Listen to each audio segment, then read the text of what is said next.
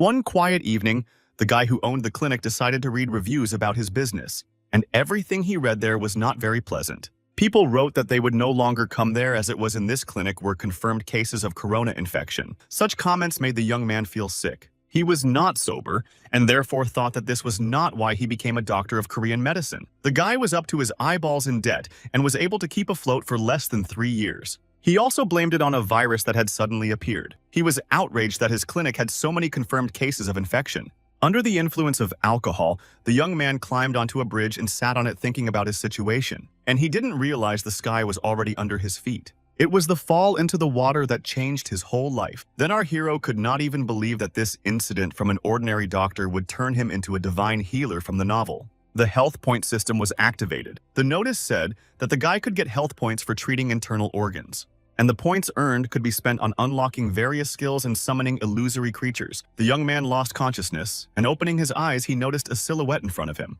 Looking at the strange man, our hero assumed that it was his rescuer who pulled him out of the Han River. In that case, the guy decided that if he didn't die, he had a chance to start over, and he thought that having a pile of debts was better than going to the other world. Getting out of bed, the boy decided he'd be more careful from now on, and when he finally came to his senses, he was shocked. Looking around, our hero could not understand where he was. The room in which he was lying was not like a hospital. Everywhere stood bulky furniture, and the guy seemed as if he was now on the set of a movie about the Middle Ages. And at that moment, our hero was approached by a man standing next to him. He called the young man, "Your Highness." The man was in tears and asked the guy if he was all right. Our hero was at a loss and did not understand what kind of foreigner was standing next to his bed, so he asked who the man was. Upon hearing this, he could not believe that the young man did not recognize him. Putting his hand on his heart, the man proudly declared that he was the lad's healer. His name was Piero Gardin. Everything that was happening seemed to our hero to be a delusion. In order to regain consciousness, the young man asked the man for water. The healer reacted quickly, and it surprised the guy even more. Piero Gardin handed him a goblet that was decorated with diamonds. Pouring water into himself, our hero even smelled that this cup smelled like real 24 times gold. After the young man looked to the side and noticed a mirror in front of him. What he saw there caused him to lose his speech. Seeing a white-haired young man there, our hero spit all the water back into the goblet. The healer was disturbed by this behavior. While the man was wiping his face with a handkerchief, the young man could not believe that the reflection was him. The only question in his mind was how it all happened. Trying to make sense of it all, our hero remembered that it was related to a novel he had read the day before he had a drink. The main character's name was Raquel Adria Magentano, and it was this person who became the guy. Immediately after this realization, the young man turned to Piero Gardin. The man looked a little confused about what was happening, but tried not to show it. And our hero's question put him in a stupor. Raquel Adria Magentano asked to slap him. The healer even turned white at such a request. He convinced himself that he had heard it.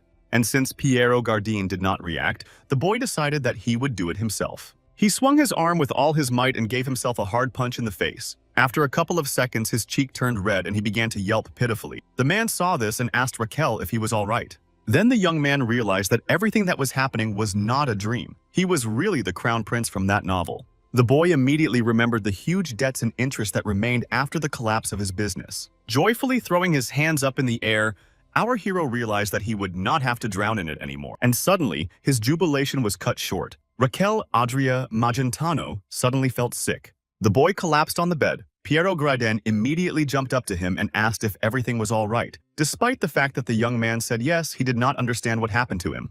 He looked at his hand and noticed that it was shaking. He also felt as if his strength was completely gone. And our hero noticed that this body was much weaker than the one he had at the age of 40. Again, the question arose in his mind how such a thing was possible. He remembered that in the first half of the novel's narrative, the Crown Prince was a supporting character who appeared for a moment. Raquel Adria Magentano in the book was a man who had been accustomed to bed from a young age, and at the age of 22, he dies. After that, our hero decided to ask the healer a question. He asked how old he was this year. The man dutifully replied that Raquel was 21 years old. As soon as the boy heard this, a small shiver ran through his body. It made his teeth clench. Our hero realized that he only had 1 year left. Raquel Adria began to reflect when everything went wrong. The young man tried to understand at what point he became a minor character in the novel. A few minutes ago, the boy was glad he was crown prince and could now forget about his debts. And now everything collapsed and he found out that he had only 1 year to live. The crown prince had certainly received all sorts of medical services in this world. However, it was not enough, and so the young man received countless blessings from priests. But even so, Raquel could not overcome the disease and died. In this case, the young man realized that he had only one option left. Going to the mirror and seeing himself there, our hero turned to Piero Gardin. The healer responded immediately. Then our hero said that he had something to do and asked him to bring needles. Also, Raquel Adria Magentano added that the size does not matter, and the main thing is to have as many needles as possible. The young man was determined to protect his body. After a while, the boy was sitting in his bed. He was trying to figure out what was wrong with his body. The young man put 2 fingers on his wrist and felt a pulse. He remembered that there were 10 abnormal pulses. Our hero realized that if he had even one of them, then he would be full of internal damage, and such a life seemed very hard for him. At that moment, Piero Gardin entered the room. The healer brought a lot of needles as instructed. The boy praised him and asked him to spread it all out on the bed. Looking at the many sharp objects, Raquel took one of them and immediately remembered those times from the club. He then walked over to the candle and began to warm the needle tip. Watching what was happening, the man asked the young man what he was going to do with the needles now. In response, our hero smiled and said that he wanted to prick his body a little. As soon as Piero Gardin heard this, he threw himself at the boy's feet and began to weep. The man begged Raquel Adria not to hurt himself and to calm down. He said that the young man should inherit the throne. The healer added that he understood how difficult it was for the crown prince, but it was not worth hurting himself. Such lectures made the boy roll his eyes. And not wanting the man to continue this, Raquel decided to calm him down. He said it's not what he imagined. The guy said he had a good reason for that. Continuing to warm up the needle, our hero said that if nothing happens after what he did, Piero Gardin would have to trust his decisions. It was obvious that the healer didn't really want to agree with this development, but in the end, he didn't stop the young man and decided to trust him. Taking off his shirt, Raquel Adria asked the man not to worry too much as he would not regret his actions. The first needle, our hero decided to target the respiratory system. And before he could do anything, he had to breathe. And to do this, the starting point was the 12 meridians. The young man knew that the meridian most related to the lungs was the Tai Yin lung meridian. After that, the hot needle went to the right place. The boy was immediately visited by an unpleasant pain. He thought that the sensation would be lighter, but since the needle was large, it probably stung more. And as a chain, all these sensations went from the center point to the point on the collarbone, and finally to the point in the upper part of the arm. Thus, the guy's eyes glowed a bright blue color. A notification appeared that the young man's orgasm was responding positively to his acupuncture techniques. The system also notified that our hero's internal organs had partially recovered their function. A couple of seconds later, Raquel Adria Magentano's lungs began to function properly again. At this point, his respiratory organs even began to dance. After that, a notification reappeared stating that the guy got 2 thumbs up from the lungs and they gave him 100 health points. Looking at this message, our hero was puzzled. He just looked at the message and didn't understand anything. Noticing the strange behavior of Crown Prince Piero Gardin, decided to ask him what happened. And Raquel at this moment was waving his hands in front of him and panikedly asked what the status window in front of him was. This made tears appear in the healer's eyes again. He felt very sorry for the crazy prince and realized that there was nothing that could be done about it. Taking the next needle in his hands, the young man calmed Piero Gardin and said that he was not mad. Our hero again asked the healer to stop worrying. Seeing that the boy again directs the needle to his body, the man asked him if he would do it again. In response, Raquel said that it was okay. As soon as a new needle appeared in his body, the system said that the young man had accurately performed acupuncture on the Unmun point. From that, the heaviness in his chest began to go away. At this pace, the young man acupunctured his body, which was very burning. Our hero certainly did not suspect that the pain would be so unpleasant. Meanwhile, the healer sat on the sidelines praying for the prince. The man asked God to have mercy on his royal highness, the prince of the house of Magentano. He wanted the young man's mania to be cured as soon as possible and healed. But now it seemed to him that while Raquel was stabbing his body and going crazy, he would lose his mind along with him. Looking at the agitated Piero Gardin, our hero said nothing and decided to continue his occupation. So the young man pricked his whole arm on the right points. The system said that the guy's skillful acupuncture technique stimulated many points. It seemed that the young man's lungs were comfortably relaxing in the massage chair at this moment. Gritting his teeth, Raquel Adria didn't understand what these comparisons meant and was resentful that he wasn't given health points right now. Finally, it was time for the Shao Shan point. Thus, the left lung meridian acupuncture procedure was successfully completed. The system said that now our hero's lungs were tap dancing with joy. They were dancing so hard that it made one man feel uncomfortable and look very exhausted. He sensed that lung was making a lot of noise. And in front of Raquel's face, there was a notice that the rhythm of the tap dance had awakened the large intestine, which was in the GI department. At that moment, Lung's dance was interrupted. However, the large intestine came in, outraged that he had been forgotten. After that, their dance continued. The system said that the guy's intestines were now making nice rhythmic waves. It also added that it gave 100 health points to the young man, and his lungs at the same time gave him 200 health points. In addition, our hero learned from the system that his health level had reached the threshold for opening skills. This surprised him very much. Raquel Adria thought that his skills would be like in games where swinging a sword releases his aura or shooting fire from a staff after casting a spell. Of course, the guy wanted to familiarize himself with the list of abilities and clicked the appropriate button. A list of abilities that he used to earn his living was opened in front of him. This made the young man smile. He understood that any treatment starts with a precise diagnosis. In his previous life, his name was Li Han. He knew that only with an accurate diagnosis could the right treatment and medication be prescribed. So to begin with, our hero decided to choose the skill of listening to the pulse. Now, by measuring the target's pulse, the young man could get a general idea of her health, and all the data could be checked in the basic health check report. In that case, Raquel Adria decided to feel his pulse once again.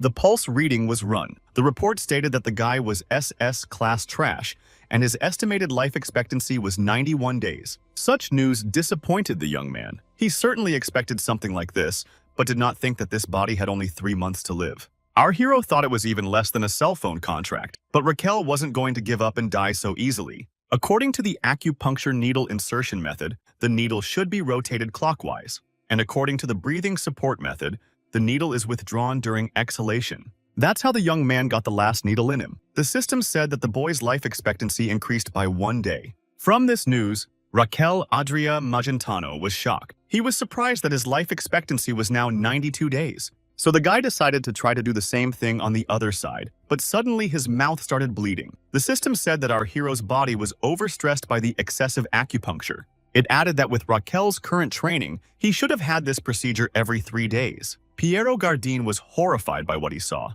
But the young man still agreed with the system's advice. His body was completely devastated. Raquel realized that stimulating nerves and blood vessels required physical conditioning of the body. But right now, our hero's body was in a state of ultra-low health. The last message had convinced the guy that acupuncture was effective. The problem was that Raquel's body was weak. He needed at least 3 days to recover from 1 acupuncture session. So our young man wondered what would happen if he had a session every 3 days. After calculating everything, Raquel Adria realized that he could delay his departure to the other world for about a month. But even that wasn't enough for him. In the end, the young man was going to die anyway, so our hero decided to find a more effective method. Thinking briefly, he came to the fact that the fastest and surest way was consumables. And from this, the guy realized that he needed tonics. Hearing this, Piero Gardin again decided to ask if his crown prince was all right. At that moment, Raquel turned to the man with a disgruntled face and said that he would have a request for him. Stammering, the healer said that everything was at his service. Then our hero asked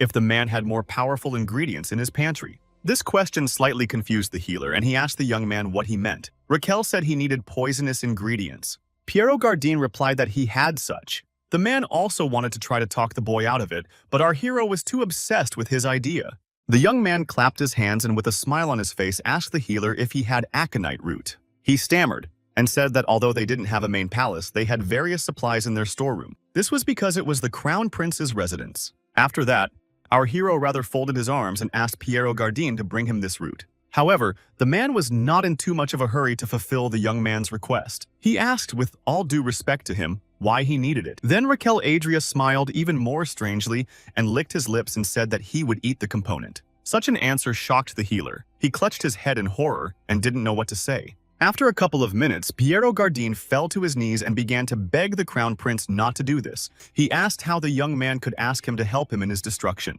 But our hero calmed him down and told him that it was all necessary for healing. The guy asked the man not to talk nonsense and to bring what he requires within 5 minutes. In addition, Raquel Adria said that if he was late, he could really go to the other side. With tears in his eyes and a pitiful look, the healer wanted to dissuade the young man from this venture. Looking at the young man sighed heavily and realized that he could not do it that way. So he asked Gardin if he knew that aconite root was poisonous. The man said yes and added that that was why it was used as a poison. And then Raquel explained that aconite has 2 types of root. Among them was the one the young man wanted to eat. To be precise, it was a small root called aconitum. But as for its main ingredient, aconitine, it could stop the heart, and Piero Gardin was well aware of that. The boy also had that information. Smiling broadly, he said that he knew how to neutralize and control this poison.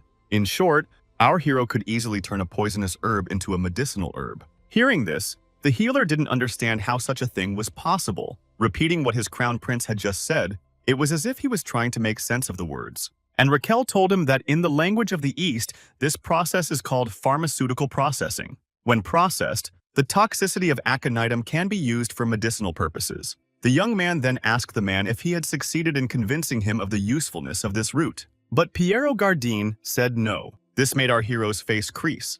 The healer said that he had never heard anything of the kind and did not know whether the source from which the boy had learned about it could be trusted. But hand on heart, Gardin said that if it would benefit his highness, he would bring him the wolf root as he had ordered. Such a gesture on this part of the man astonished our hero, and he did not even know what to say to him in response.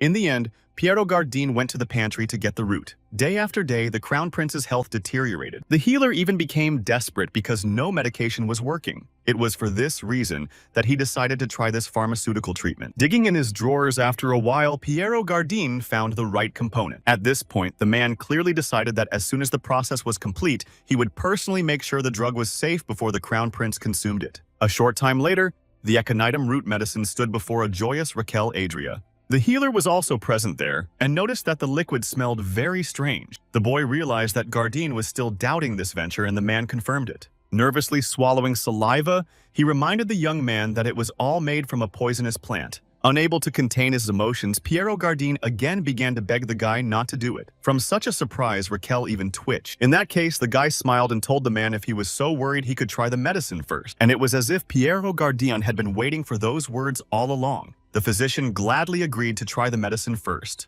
And our hero was very surprised at that moment. He did not expect his assistant to agree so quickly. A little thinking, the guy remembered that Gardin, in fact, in the novel has always been loyal and faithful. However, the man had not originally been Raquel's personal physician. He had started out as an assistant attending physician. Although, at first, many doctors were enthusiastic with time, they all left anyway. Gardin stayed by the prince's side until the end. Perhaps he was just that kind of man. In the end, responsibility for the death of Raquel Adria Magentano fell on Gardin, and he was executed. Observing the man, our hero became convinced that only in this way the essence of a man becomes more obvious. The young man said to himself that such devotion as the healer had for him was admirable, and he wanted to hope that the man would do well. But smiling wryly, the boy said that no matter how noble Piero Gardin was, he would not be able to share this medicine even with him. With joy in his eyes, Raquel Adria looked at the plate with the decoction of ephedra aconite and asarum. At that moment, the healer turned to the crown prince and asked if he could drink it already. Then the boy said importantly that he understood that the man was eager to taste the medicine, but that he still had to wait a little longer. The young man added that this decoction should be taken chilled. After that, Piero Gardin thought for a while and asked our hero how he knew about this medicine. And then, the young man remembered that the healer was loyal to Raquel. Our hero realized that if the man finds out that he was not the crown prince, there will be problems. So the boy decided to make something up. He naively told the healer that every night a magician came to him and took pity on him and gave him the secret. So Piero Gardin realized that Raquel was lying to him. To the boy, however, he told the opposite. Then the man covered his face with his hand and said that this medicine looked too suspicious. But the boy didn't even answer the healer and rushed to the bowl with the potion. In a few seconds, Raquel drank the entire contents of the pot. Piero Gardin was shocked to see this. Then our hero turned to the man with a satisfied smile and confirmed that he drank every drop. And at that moment, he sensed something big was coming. The system said that the young man drank the perfect decoction that helped relieve the symptoms of cold and pain. It added that there was now an awakening of the heart energy technique. However, Raquel didn't quite understand what that meant. Then the system explained that this technique was created over 300 years ago by the legendary knight Xavier Azrahan. The nobleman he served, Lloyd Fronter, was also involved in the creation. This technique is passed down exclusively to a direct descendant of the Magentano royal family. And since the original owner of this body was the crown prince, it was likely that he inherited Azrahan's method as a child. So a circle was created around the boy's heart that processed and amplified the mana he absorbed. The mana amplification was 120% and required 1,000 points to level up. Our hero only had 100. At this moment, Raquel felt as if a smooth donut was spinning around his heart. He also felt a surge of vitality spilling over his body. Stretching his arms forward and clenching his fists, our hero realized that this was the mana. The young man rejoiced at this development. What was happening seemed incredible to him.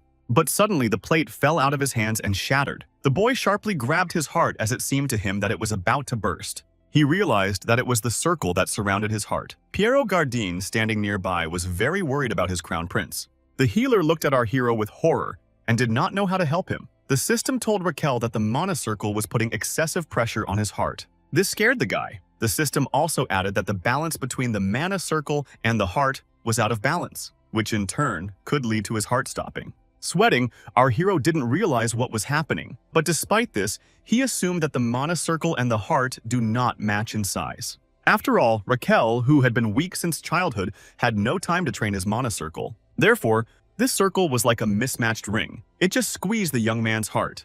And if that was really the case, our hero, taking after his chest, decided that he had one solution to this. Since the guy couldn't shrink his heart, he was going to widen the circle. Running mentally to his heart, Raquel grabbed the ring and started to increase the mana spinning speed. He wanted to make his heart go wild. However, it wasn't that easy. After a few minutes, the young man already wanted to give up. But our hero didn't do that, as he realized that compared to the collapse he had suffered in Korea, it wasn't that painful. The guy remembered that in his other life, the reputation of his clinic plummeted due to rumors that it was infected with COVID. Clients had disappeared overnight. On top of that, the young man's hair began to fall out. The landlord kept deducting loan interest from the rent. So the guy had to move into a small studio apartment, struggling to make ends meet. These thoughts made Raquel furious. He started pulling the ring on himself as hard as he could. Our hero said not to underestimate business owners in South Korea. After that, the guy let go of the ring, and it became much wider than before. At that moment, our hero regained consciousness. In front of him sat a worried Piero Gardin, and the young man saw the notification about the system, which said that thanks to the increased stimulation, the heart had awakened with renewed vigor. In Raquel Adria Magentano's body, something was about to happen, for the king of it all had returned. The heart of a boy came on stage. In the audience were his lungs and large intestine. Lungs chuckled that the wretched man had returned to a miserable place. But in the end, they were all happy to see each other. Watching this, our hero, with a smile on his face, apologized to the organs for his shabby body. But suddenly, his face changed to a more serious one. The system said that the development of the heart and mana circle was perfectly balanced. From this, Raquel became the first person in history to receive mana circle slots.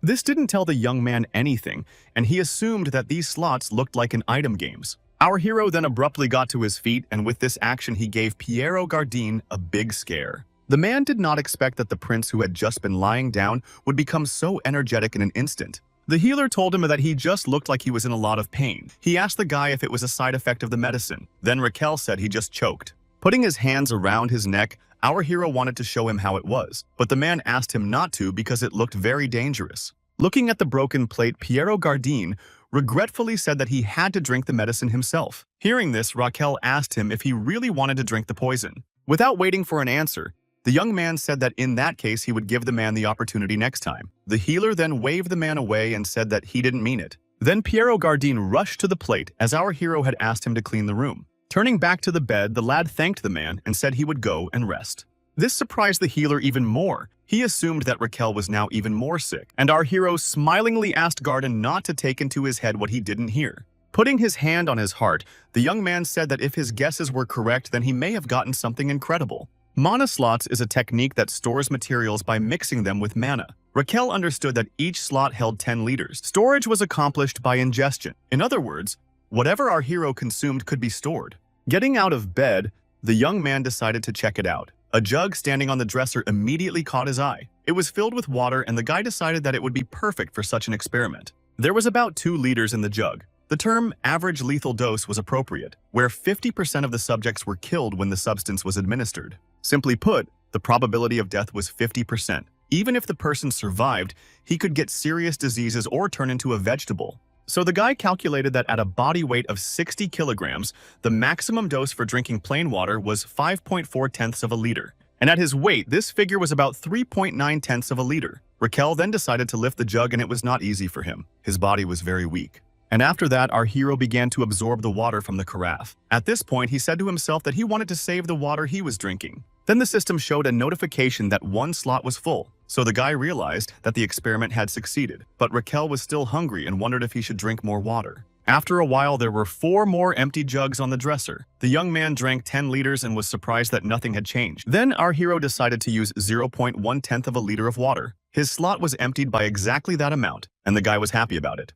He proudly declared that he was like a human version of a camel. Raquel Adria could easily release any amount of water. Now that the lad had the basics figured out, he wanted to use herbal infusions. However, the young man didn't understand what to do with the water now. He knew that if he released the entire water supply, it would lead to instant death. Staring diligently at the floor, Raquel Adria suddenly had an epiphany. He remembered a technique. It was called Asurahan's technique, and it specialized in absorbing and consuming mana. In this case, the guy decided to take advantage of the consumption and amplification. Raquel was determined to release mana outwards instead of inside his body. In a matter of seconds, the young man first amplified it and later discharged it. Energy formed in his palm. This meant that his plan had worked. Now it was up to our hero to put it in the bottle. Carefully and slowly, the young man directed this stream into the decanter in front of him. As soon as the energy reached the decanter, it immediately glowed and began to crack. Raquel didn't understand what was happening. The water behaved strangely. Our hero was surprised. He realized that this should not have happened and thought that the water would flow like a tap. Continuing to stand still,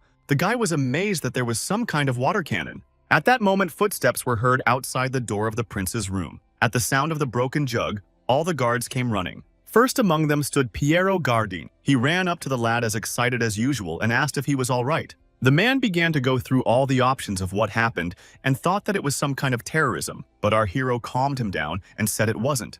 And then the guy realized that now he would have to think of something. Rubbing the back of his head, he started generating excuses. In the end, the story was that Raquel got a little angry, and in an impulse, he banged the water jug on the table. Smiling at his subordinates, the young man apologized for what happened. However, the man from the guard and Piero Gardin looked at each other strangely. Naively smiling, our hero realized that they did not believe him. In fact, he had a very pathetic excuse. But after a minute, the man from the guard bowed to the young man and asked if he was hurt. Raquel was confused at first, and then said he had a small cut on his leg. The boy was amazed that his story was believed. The man then turned to the healer and asked him to escort the boy to the second bedroom. Gardin said he would do so as soon as he had treated the prince's wounds. Our hero realized that his excuse was contentedly strange, but despite this, he was believed. After a while, the healer bandaged the young man's leg and carried him on his shoulders to the bedroom. Partly, Raquel realized that it was probably because he was a prince. As soon as the boy lay down on the bed, the man asked him to get a good night's rest. Our hero assumed that this was one of the privileges of royalty. Then he turned to Piero Gardin and said that he too should rest.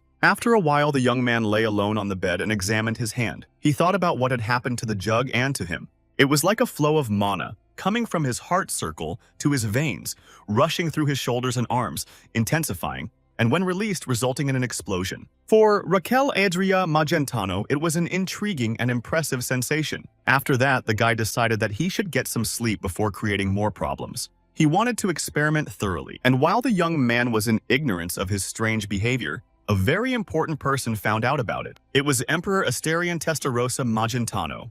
The man kneeling before him told how our hero mutilated himself with needles and took a poisonous potion. Such news made the emperor very angry, and with burning eyes, he wished to know what purpose the lad was pursuing. The next morning, Piero Gardin and Raquel stood in the kitchen in front of a huge pot. The young man looked at the 10 liters of decoction of ephedra aconite and asarum with a satisfied face. He then shifted his gaze to the healer and asked if he could leave the room for a moment. And of course, Gardin had a question as to why he would do so. Our hero thought to himself at that moment that if the man now saw him drinking it all in one gulp, he would faint. And the guy told Gardin that he only needed 1 minute to do something. Squinting slightly, the healer looked at the crown prince and asked if he would drink it again. The man recalled how the young man had suffered the last time. Raquel, however, insisted that he had simply choked then. Piero Gardin nevertheless said that he was very worried because this time they had made more potion. The boy then said that he had something to check and would drink only a little of it. The young man added that he just didn't want the man who worked on the preparation of the potion to watch him waste it. That flattered the healer, and our hero's words convinced Piero Gardin that only a madman would do such a thing. They started laughing together afterwards. But Raquel Adria Magentano quickly calmed down, unlike his assistant. With a serious face, he looked at the healer, and after a second, he kicked him out of the room. Then the guy calmly walked to the table where there was a pot of decoction and decided that it was time to start his experiment. Picking up this huge pot, the young man began to absorb all the contents. As a result, our hero's slots began to fill up and the pot was completely empty. Raquel felt very good and decided that slowly, we should now use these liters. Continuing to live his royal life, the guy spent on himself 0.1 of a liter. Such actions of the young man were approved by his saved organs, and for this, they gave him health points. Adding up all the points, Raquel calculated that he had 500 health points, but that wasn't enough as he wanted to increase his life expectancy. Meanwhile, his heart and large intestine were in the same room. They were discussing what they had on today's menu.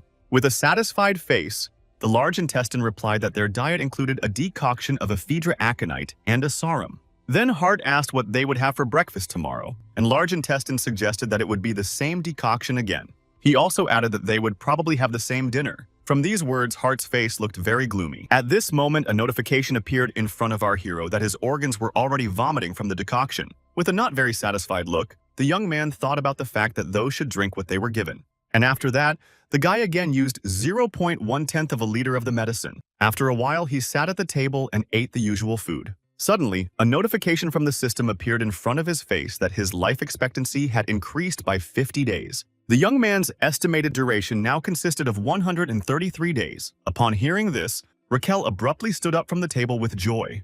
A sharp noise startled the assistant standing next to him so much that her teacup fell out of her hands. Seeing this, the guy smiled at the girl and apologized for being so harsh. Then the assistant, with a guilty look, bowed to the prince and began to apologize for what happened. Looking at her, our hero was surprised that she apologized for the broken mug, and the assistant continued to stand with her arms folded. Tears even seemed to well up in her eyes. So Raquel wanted to reassure her and told her that everything was fine. Then he asked the girl if she had hurt herself. This made the assistant suddenly squeal. The girl in one breath began to apologize to the guy and said that it would not happen again. Her whole body was trembling, and she begged the prince not to be her whip like last time. Outside, our hero smiled at the girl and asked if he had ever done such a thing before. And inside, he was squeezed and hoped that she would say no. And as soon as the assistant answered in the negative, the guy easily exhaled. But it was a hasty action because after the girl said that Raquel had never done it personally, with indignation, the boy asked if he had ordered someone else to hit her. The assistant said that she had spilled water on his sleeve a couple of times. Then the thought slipped into our head that the crown prince was some kind of monster. So the guy sat down on the bed and told the assistant to clean up the room. That was the end of her tasks for today. Hearing this, the girl looked happily at Raquel Adria and thanked him. Then she turned sharply towards the exit and left. Looking after the assistant, the young man noticed that she looked as if she had just got out of prison. He turned to Piero Gardin standing in front of him and decided to ask him something. The lad told the man that his memory had been hazy lately and he wanted to know how he had been to his maids and other servants. And just as the healer was about to begin his narrative, our hero warned him that if he flattered him, he would drink all the poison before his eyes. Such a statement knocked Piero Gardin out of his element. He realized that he could not get away and told everything as it was. After our hero found out what a tyrant Raquel was, he was horrified. He didn't understand why the crown prince behaved the way he did. From this, the young man realized why everyone believed him when he made that strange excuse about the jug. Raquel realized that he had been crazy from the beginning. Then he decided to go to the healer again and asked why he wasn't afraid of him. It seemed to the guy that the man was the closest and probably suffered the most, but Garden said it was because he trusted the prince. This surprised the young man. Then the healer added that he just knew what Raquel Adria Magentano was really like. At that moment, the man remembered a situation from the past when, in rainy weather, he found the little prince in the yard. The boy was sitting near a tree and holding a little chick in his hands. He wanted to warm it with his warmth. In the present, Piero Gardin put his hand on his heart and told our hero that he hoped that the cure of the disease would bring him back to the present. The man added that this faith had recently begun to bear fruit. In response, the boy smiled and thanked the healer. Raquel Adria then offered Gardin to eat a yummy treat as a reward. The man wanted to somehow refuse it, but the crown prince insisted. And at that moment, our hero made a vow to himself that he would not let himself be killed. He was determined to survive. Suddenly, a servant came running into his room. He was very agitated about something. With a heavy breathlessness, he said that His Majesty the Emperor had summoned the boy for an audience. The young man did not expect such a thing and was therefore very surprised. After a while, Raquel Adria showed up at the Emperor's office in perfect order. Bowing before the man, the boy introduced himself and said that he welcomed the rightful ruler of this land. In response, Asterian Testarossa Magentano only gave a grudging chuckle. But a little later, his face changed to one of surprise. Looking at the young man, he saw the energy of Asrahan's heart. The man couldn't understand where the frail Raquel had gotten that from. Our hero noticed that the emperor was very nervous in his presence, and he assumed he was wrong about him. Raquel continued to stand on one knee, and his legs were already starting to go numb. All he wanted was for Asterian Testarossa to say something so he could finally stand up. The man then asked him how the crown prince's life in the palace was going. The boy said yes and wondered if they would talk while he was on his knees. Asterion then hummed again and said that if he believed what they were saying, he was aware that the lad was hurting himself. The emperor added that he knows how he stabs himself with needles and drinks poison. This statement made Raquel Adria stammer. He did not know what to say. Then Asterion Testarossa spoke for him. The man called the guy a fool and added that he was still a descendant of the royal family. He said that our hero is a proud representative of the royal family and should not lose his dignity. The man continued talking and asked if the boy could not bear the burden of royal duties because of his blood condition, should he not make a reasonable decision. This dumbfounded the young man. He realized that this meeting had an ulterior motive on the part of the emperor. Asterion Testarossa then said that he would not beat around the bush. The man stated that he wanted the prince to cede the throne to his younger brother, the second prince. This made Raquel Adria speechless. At first, he didn't even realize what the emperor had just asked him to do. But after a couple of seconds, the guy apologized to his majesty and said that he would refuse such an offer. This answer did not please the man very much. He abruptly stood up from his throne and asked indignantly how he dared to contradict him. Without a moment's hesitation, the young man said yes. Our hero realized that the pressure from the emperor was strong, but he should not have been afraid of it. And for him, it was obvious why the man behaved so. First of all, Asterion did not need to get the boy to agree to the transfer of rights to the throne. The reason for such beliefs was that the man does not want his firstborn son to graciously cede his position to his younger brother willingly. Also, Asterion wants his younger brother to be recognized as someone who deserves to inherit the right to the imperial throne. Continuing to think this way, our hero considered it a good political advertisement. And even though the guy was still weak, he was by no means going to give up. Looking at the emperor, Raquel Adria realized that he was probably very nervous. After that, the man started to move towards the young man and asked him if he didn't appreciate his attention. He also asked the boy if the illusory title of crown prince was so important to him. The emperor continued to question our hero and asked if he would be satisfied only after he had dishonored him and the entire imperial family. Then the guy realized that he had never even considered something like the imperial throne. Of course, he would gladly pass the title to the second prince or whoever and just enjoy life. However, there was another side to the coin. The guy realized that if remade by a man's proposal, then this country would fall, and it would all be the fault of the second prince. In the novel Demon Sword Emperor, the second prince was considered diligent and capable, but the age of battle was approaching, and so he was not the right monarch for such times. Our hero was convinced that if the second prince ascends to the throne, the empire and the imperial family will end. The boy decided he had to do something to stop it.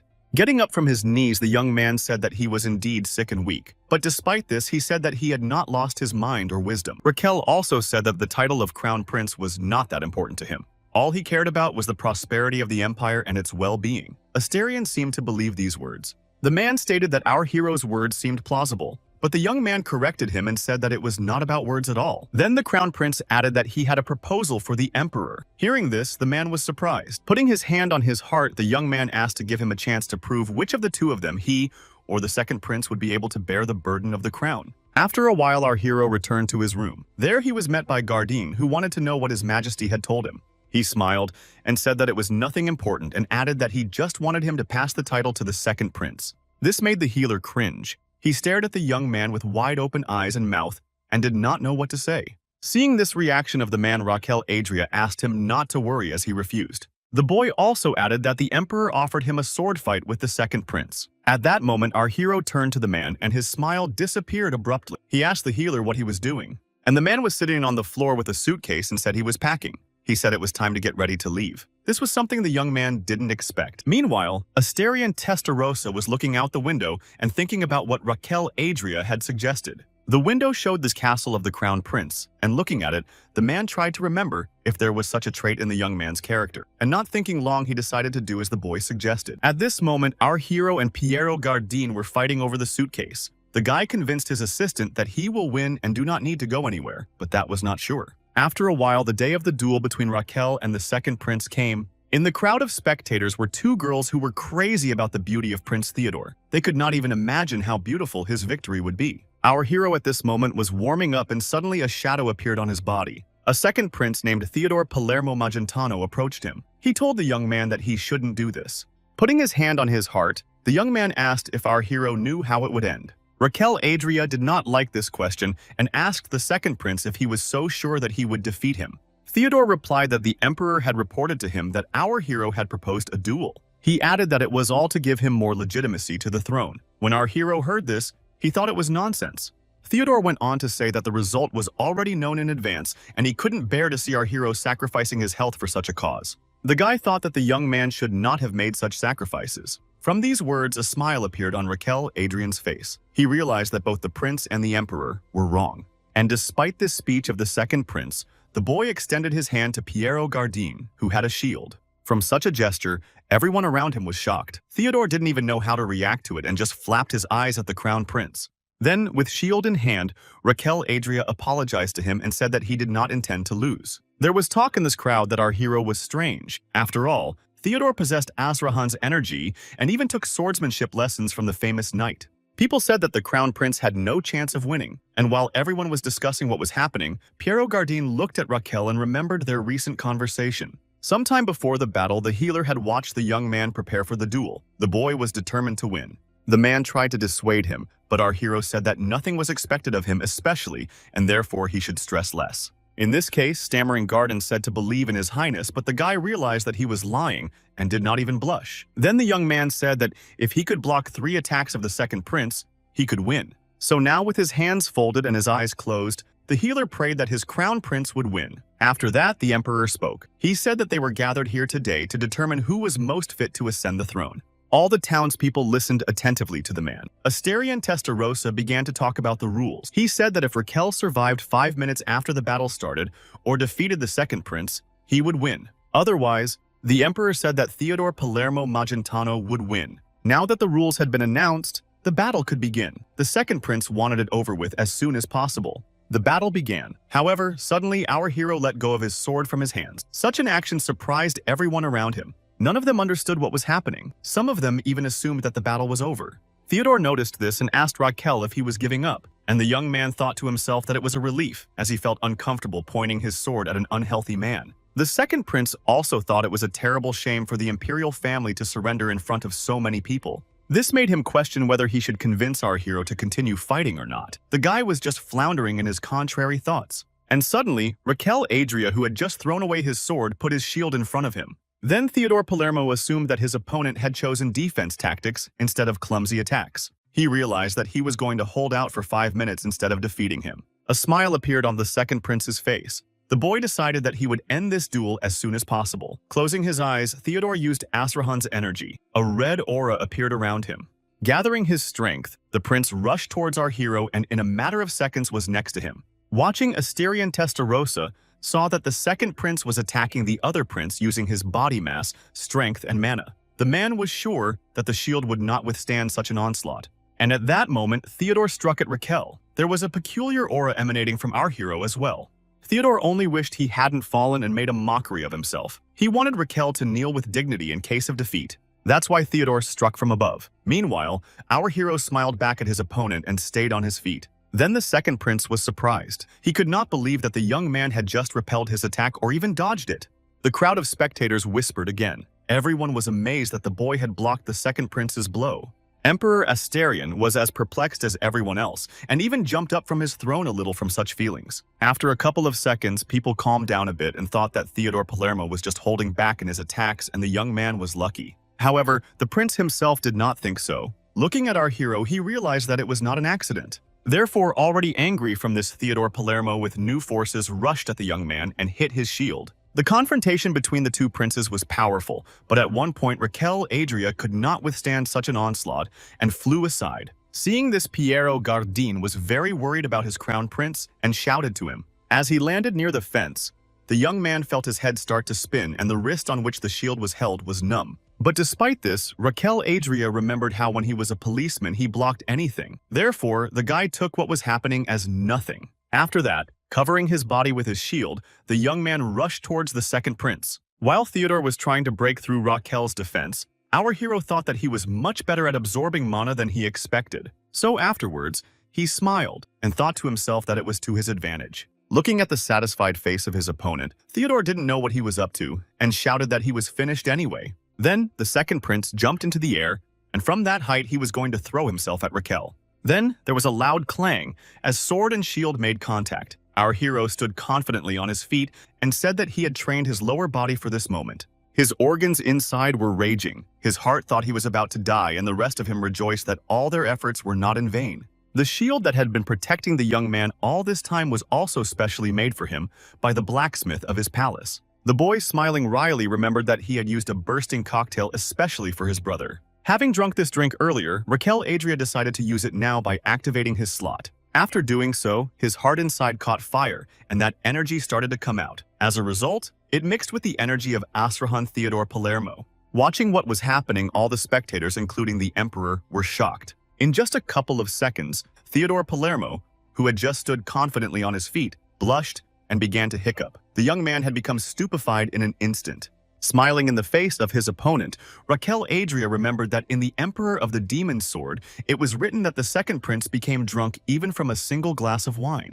It was for this that our hero had filled the slot last night with an explosive cocktail of 20 kinds of strong alcohol. Staggering around with his sword, Theodore Palermo realized that just now, when he hit the guy's shield, something through mana had entered him. His mind was completely stupefied. Somewhere in the recesses of his soul, the second prince was trying to bring himself to his senses and was saying to himself that he would have Raquel dead in less than 5 minutes. Theodore wished to be recognized by his father and congratulated by tens of thousands of people in the imperial capital. His dream was to be reborn as a proud crown prince, because the guy thought that it would be better for the imperial family and even for his brother whose health was deteriorating. And Raquel Adria at this moment was watching his opponent and didn't realize whether his tactics worked or not. But suddenly, after his thoughts, Teodoro Palermo took a fighting stance and said that he was going to win anyway. With a maximum oblique trajectory, the second prince moved towards his opponent. Raquel was surprised as his explosive cocktail the guy managed to withstand. And since the second prince was now more aggressive towards him, our hero decided that Theodore should drink some more. From his slot, the young man again redistributed the explosive cocktail to the second prince. He wanted the latter to drink it all down. At this moment, Theodore Palermo suddenly found himself in some bar. The guy didn't understand how it happened since he had recently been on the battlefield. In front of him stood a man with a shaker in his hands. After that, he handed the second prince a glass with a drink. Smiling, the man told the boy that this cocktail was from the gentleman sitting at the side. The young man turned around and saw a satisfied Raquel with a glass in his hands. After that, the second prince was suddenly on the battlefield again. All flushed, he was terrified that he was now also hallucinating. Then our hero threw out of his hands the shield, and gaining air into his lungs, sobered his opponent. Holding his breath, the young man rushed towards the second prince. He was about to throw out the substance that was stored in the circle slot, and finally approaching Theodore, he put his hand to his chest and mentally asked him to bear the pain. From this powerful energy wave, the second prince was thrown back. Out of his hands even lunged the sword he was trying so hard to hold. Seeing that Theodore Palermo was lying on the ground and not moving, the spectators were horrified. The emperor's mouth even opened in surprise. There was silence all around. All the eyes of the people were fixed on Raquel Adria Magentano. Looking at the young man, Asterion Testarossa was amazed that our hero really had the energy of Asrahan emanating from him. The man thought he was mistaken, but despite the fact that the energies of so many people were mixed in this place, and despite the fact that the emperor himself was far away, he felt the sharply pronounced resonance of the circle. After a while, Theodore Palermo woke up and saw our hero doing something with his foot. The boy was at a loss for words. But to dismiss unnecessary questions, Raquel Adria said that he was cleansing the mana of the second prince. Theodore asked the young man in amazement if this was Asrahan's method. He could not believe it. Then the second prince turned his head to the side.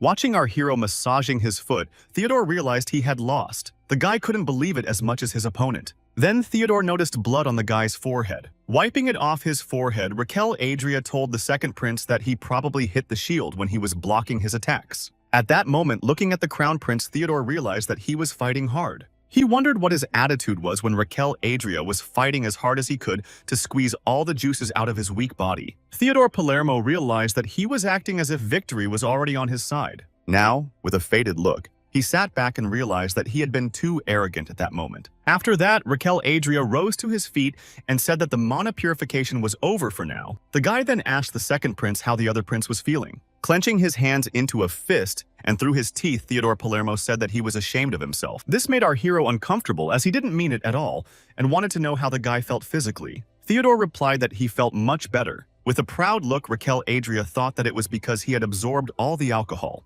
After that, the second prince kneeled down in front of the young man and prepared to say something. This really surprised our hero. Theodore said in front of everyone that he lost the battle against Crown Prince Raquel Adria Magentano. Such a statement first dumbfounded all those present on the battlefield, and a second later from the stands were heard shouts of joy. Raquel was initially in the same state, but later, he raised his hands in the air and shouted with delight that he had succeeded. Behind him, all this time, stood Piero Gardin. He was so happy for his crown prince that tears were streaming down his cheeks and he carefully wiped them away with a handkerchief. At this moment, a notification from the system appeared before our hero's eyes. It said that it was the first time the young man had successfully healed someone other than himself. And thanks to this, he had unlocked a new skill. Now the guy could increase his life expectancy by increasing the life expectancy of his patients. The system also added that for Theodore's treatment, our hero was able to increase his life expectancy by 1 day. It wasn't the best result, but it was okay. In any case, Raquel was not discouraged because if he could cure the patient, it would still be a plus for him. The young man was very happy about that. He realized that no matter how much he drank herbal concoctions or did acupuncture, it was as if he was pouring from empty to empty. And now it was over. Because our hero was absorbed in his thoughts, he did not notice how the emperor approached him. The man asked him why he didn't answer him. Asterion Testarossa looked tense. He asked Raquel if he had used Asrahan's technique. Slightly confused, the young man replied yes. After that, the man asked him how he managed to do it. But our hero could not answer this question, as he did not understand it himself. Asterion frowned even more. Bowing his head, the young man didn't know how to tell him that he had managed to awaken the technique after his acupuncture treatments. In that case, the emperor folded his hands behind his back and told the boy that on his birthday, he had applied Asrahan's technique on his heart with his own hand. Raquel Adria appreciated this and said he was honored. The man then added that despite this, the guy could not manage the technique as he was too weak. Continuing to stand with his head bowed, our hero apologized to the man for that. And Asterion continued to speak and said that Raquel had managed to overcome the difficulty at a particularly important moment. In response, the boy again thanked His Majesty,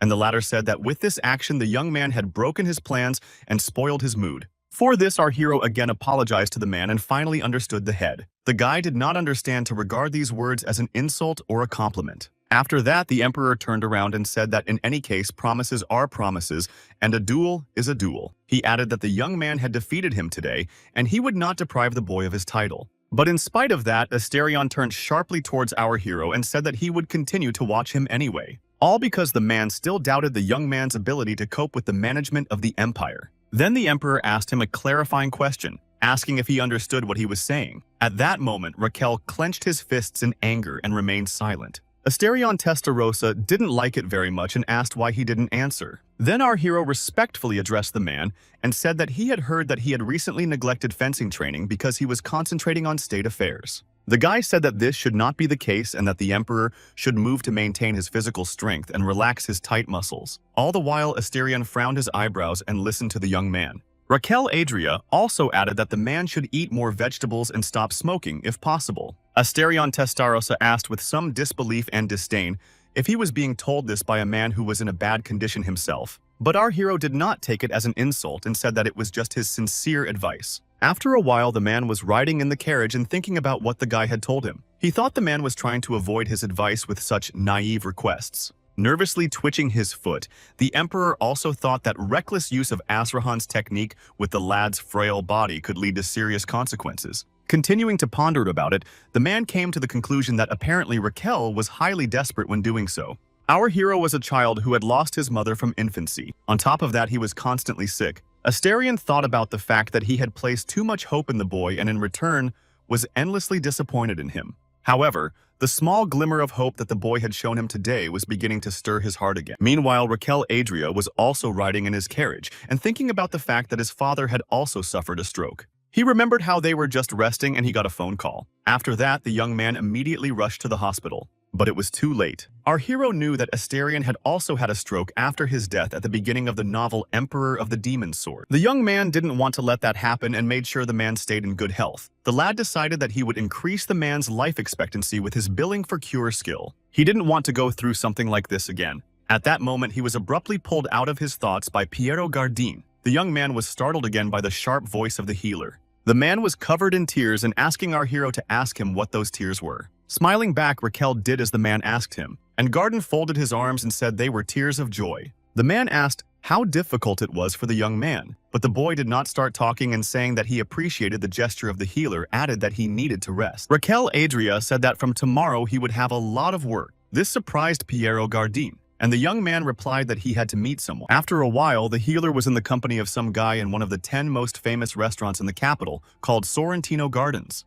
The man was a regular at this place, and looking at the guy sitting there, he asked, "Why all this disguise?" In front of him sat our hero. At that moment, a waiter came to take their order. Raquel Adria decided to have pasta without sauce and noodles and salad without vegetables. The young man also asked for wine not made from grapes and to be served before sunset. Listening to the Crown Prince's order, Piero Gardin was perplexed. And after the waiter said that they should follow him, the healer was speechless. Following the waiter, the healer whispered to the Crown Prince what the order was. But Raquel, keeping up the intrigue, said that the man would see everything now. Leading our hero and his assistant to some entrance, the waiter asked them to just go downstairs. Seeing this, Piero Gardin was even more surprised. He couldn't even think that there was such a place in this restaurant, and what amazed him even more was that the young man knew about it. Raquel Adria himself walked down the stairs and exhaled with ease, as it was just like in the novel. The healer was behind him, and he asked the young man what this place was and why they had come here. The lad replied by saying that he was here to collect medical bills.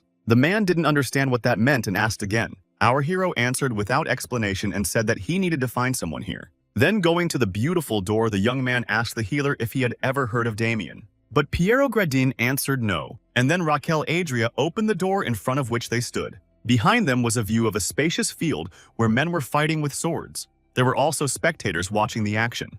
Looking around, Piero Gardin asked the boy what this place was. In response, our hero said that it was secret. Then Raquel Adria started looking around for someone. He was looking for someone strong. The healer also helped him find the right person, but all the people the man pointed to were wrong. And after a few minutes, a golden gate opened in this place. Our hero smiled and said that finally, there was someone he needed. In the center of the battlefield walked a guy with a sword in his hands. It was the real protagonist of the novel named Damien Kane.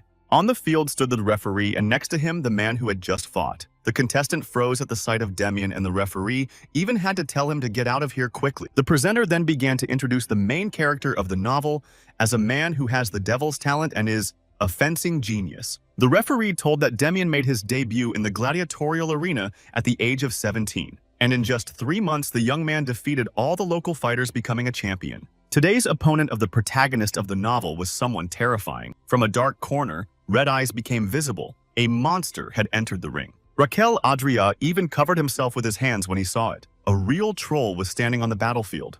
At that moment, the young man's jacket was tugged by someone. It was the trembling Gardin. With a worried look, the man asked him what this place was and what they were here for. The healer didn't understand why it was necessary to throw people to the trolls. He watched in horror. Suddenly, the huge monster swung his equally huge fist at Damien, but he didn't even move. The troll's fist hit the ground a couple of centimeters from his feet. The adversary was very surprised that his victim was not frightened at all, so the troll decided to attack the boy again. And at the moment when the monster was running towards him, Damien pulled out his sword from its sheath and in an instant defeated the troll, splitting it in half. The spectators who were sitting in the stands at first watched with dumbfounded eyes. A couple of seconds later, the entire battlefield erupted in shouts of delight. Raquel Adria, standing on top of the crowd and watching, couldn't believe what had happened. He realized that Damien Kane was even scarier than he thought. After his victory, the young man turned towards the exit. Looking at him, our hero said that it was probably because of such strength that he was the main hero. Damien was compared to the great master Xavier Azrahan, who was said to be the strongest swordsman in history. While Piero Gardin stood like a pillar in complete shock, Raquel Adria asked him to keep his composure and follow him. After a while, they came to some doors where a formidable man was standing. As soon as he saw them, he turned to our hero in a menacing voice and asked who they were. But instead of answering, Raquel threw a gold bar in his hands, and the man immediately let them through. The young man then entered the guarded room and said hello to the man sitting there with a smile. At the table, wiping the blood from his face, sat Damien Kane. He said nothing in response to the boy and continued to watch him. With a confident step, the young man walked towards Damien. At this point in his thoughts, he was convincing himself that there was nothing to be afraid of. However, his large intestine laughed and thought the opposite. When Raquel came to the table, he grabbed a jar of pills on the table and asked the boy why he was taking such cheap painkillers. He asked if the boy could fall asleep after taking them. But Damien Kane looked at our hero with a kind of disdain and asked who he was. Smiling, the crown prince said that he was what he needed. Damien then asked if the young man had come to sell him medicine. Raquel said that the young man was almost guessing. Damien then waved his hands and told our hero to get lost. He wanted to add something else, but the boy interrupted him.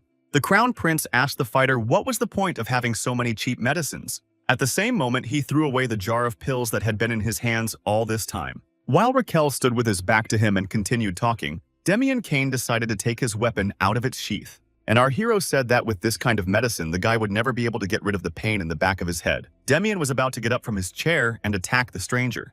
The prince noticed it from the side and thought that the show was about to start. Suddenly, an image from a projector appeared on the wall. Our hero asked the fighter to listen to a lecture on Korean traditional medicine. The young man told him that pain sensations usually start in the back of the head. As he approached Demian, he added that the back of his neck and the back of his head were stiff. Grabbing the guy by the shoulders, Raquel Adria asked him if the feeling didn't extend to the entire back of his head and shoulders. Then moving even closer to Demian, our hero asked if the guy was wondering how he knew all this. Clutching his head, the young man said that in severe cases the pain spreads to the temples, forehead, and eye sockets.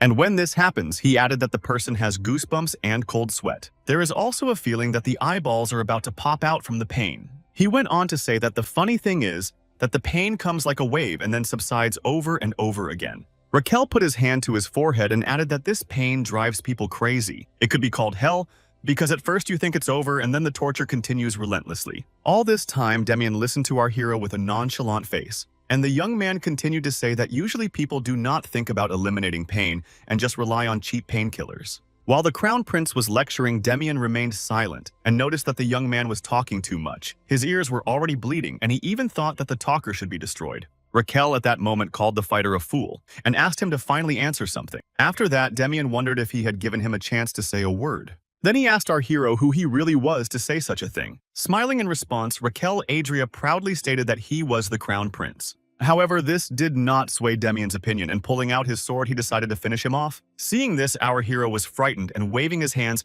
asked the fighter to stop. The young man said that it was all a joke, and in fact, he was from Mr. Koosman. These words managed to calm Demian down, and he asked if the man had really sent him, and Raquel said yes.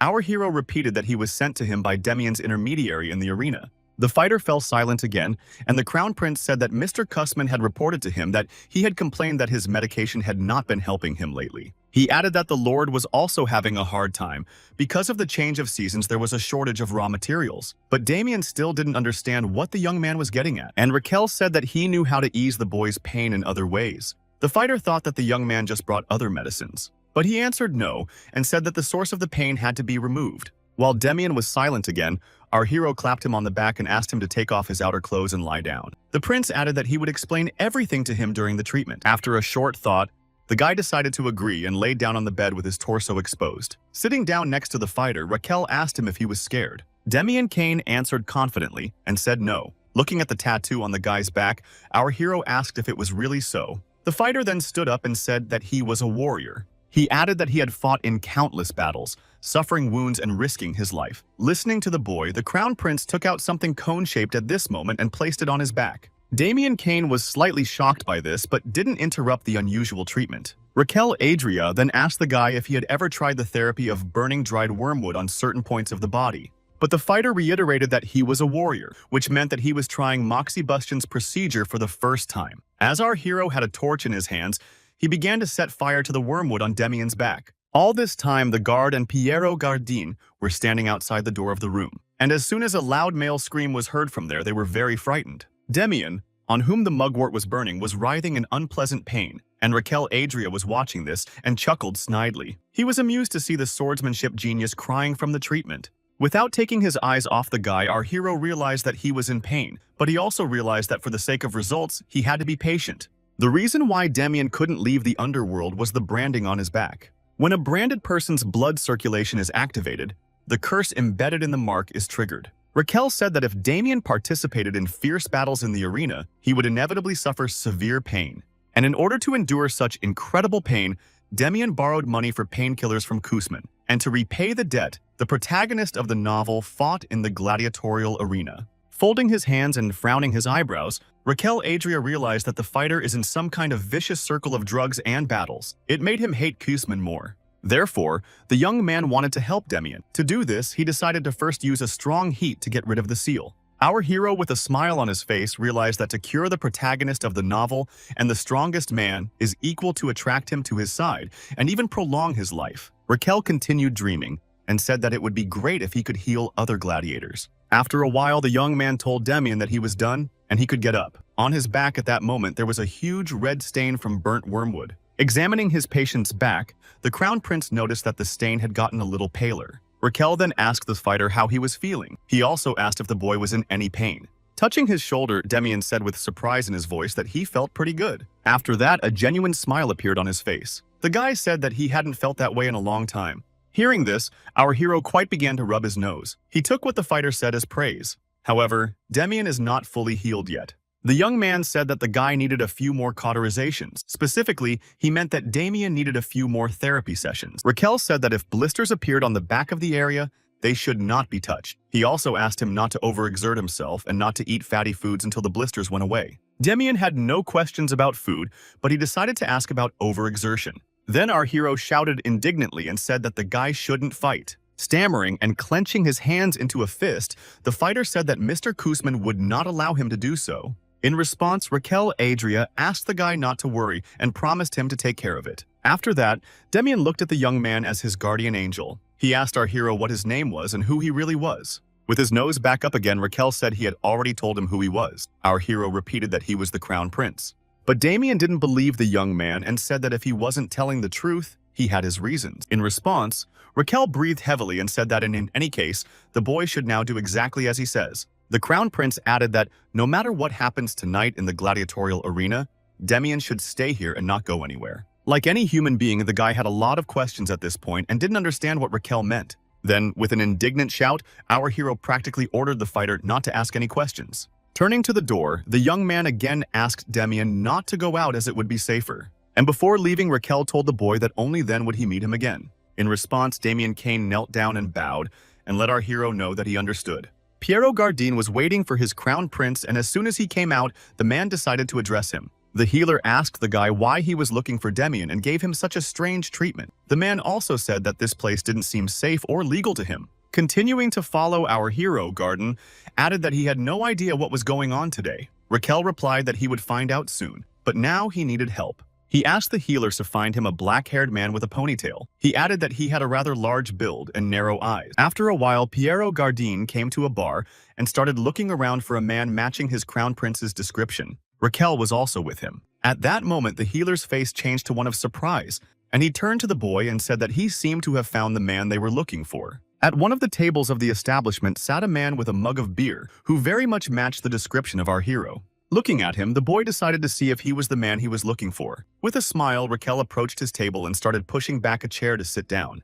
And it seemed that the man didn't quite like that impudence. The prince noticed that he had a very angry look in his eyes. He asked the stranger if his name was really Kuzman. However, the man with furrowed eyebrows said that he did not know such a gentleman. In response, Raquel kept smiling and said that in that case, the man must still know Demian. The young man asked him to let him ask one question. Our hero said that he wanted to buy Demian Kane, and he also wanted to know the amount of the debt for the pain medication and for breaking the contract. From such a statement, the gentleman was at first puzzled, and then smiled broadly and said that the amount was 900 billion Meijin and no less. Laughing, he added that only the Crown Prince would be able to afford such a sum, and at that moment, Raquel rather said that he was just that. The man laughed even more and said that if the guy was the Crown Prince, then so was he. Then the young man was surprised and said if it was a prince who was sitting in front of him selling medicines. After that, our hero decided to get up from the table. And the man got a little angry and told Raquel that if he is not going to buy anything from him, he should leave. And the young man did. Looking at him, the man thought about the first time he'd ever seen this guy in a place. Then he snapped his fingers and his subordinate approached him. The man wanted him to find out about our hero, who he really was. He also gave his assistant permission to torture the guy if he needed to. And finally, the man said as usual to cut the young man into small pieces and throw him into the river. After an hour, Kuzman had already drunk a lot of alcohol. Suddenly, the doors to the bar opened. The man didn't realize what was happening. His assistant, whose name was Derek, appeared in bloody clothes. He barely reached the table of the gentleman and immediately collapsed on the floor. Leaning over to him, Kuzman asked his subordinate indignantly how he had managed to get into something so badly. But Derek was so weak that he answered the man nothing. Just as suddenly at that moment, our hero appeared in the doorway with his men. Raquel Adria pulled off his wig and took out his imperial badge. His men shouted that the secret imperial inspector had arrived. An hour before, the young man, along with Piero Gardin, had been walking down the street. Since the healer was tense, the boy asked him to behave naturally. In response, the man chuckled and rubbed the back of his head and said that he had never been followed. And our hero saw everything with his side vision. He felt that this is exactly what would happen. Whenever Kusman felt the slightest threat, he would immediately send his men to follow the one he feared. That's why Raquel Adria Magentano said he went to make personal contact with the man. But the young man still didn't understand how Kusman could be so predictable. Standing around the corner the whole time was Derek. Watching the guy and his assistant, he decided to pull out his knife. Suddenly, a man from the Imperial Guard appeared in front of him. Looking around, Derek noticed that our hero's men had surrounded him. The guy was accused of attempting to assassinate the Imperial family. Mr. Kusman was in complete shock when he saw Raquel. He didn't even know how to react to what was happening. Piero Gardin, standing behind the Crown Prince, asked him what the phrase "Secret Imperial Inspector" meant. In response, the guy rubbed the back of his head and said that he just wanted to appear like that. Placing the Imperial badge on his guard's chest, the young man praised him for a job well done. Kusman still didn't understand what was going on. As soon as he noticed the Imperial Guard badge, he began to question even more. Then Raquel Adria turned to his men in a menacing tone and said that in the name of the Crown Prince he was ordering them to destroy this place. The young man also asked them to pay special attention to make sure that Kusman couldn't escape. The men of the Imperial Guard immediately rushed to carry out the order of their Crown Prince. At that moment, Piero Gardin stood there like a stumbling block, amazed that everything happened exactly as our hero had said.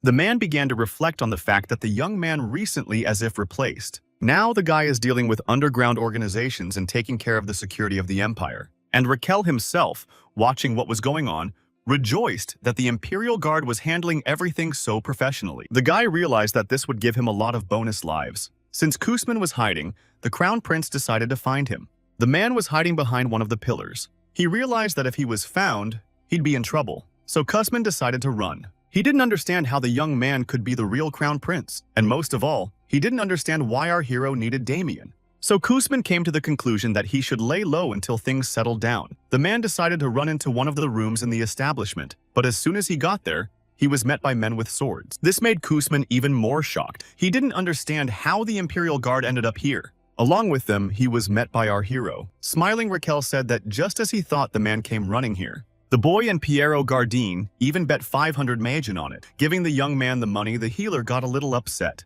Watching this picture, Kusman was completely bewildered by what was happening. Seeing the man's stupid expression, our hero asked if he really did not understand anything. Gloating, the guy realized that no matter how much he thought, it was difficult to find answers to his questions.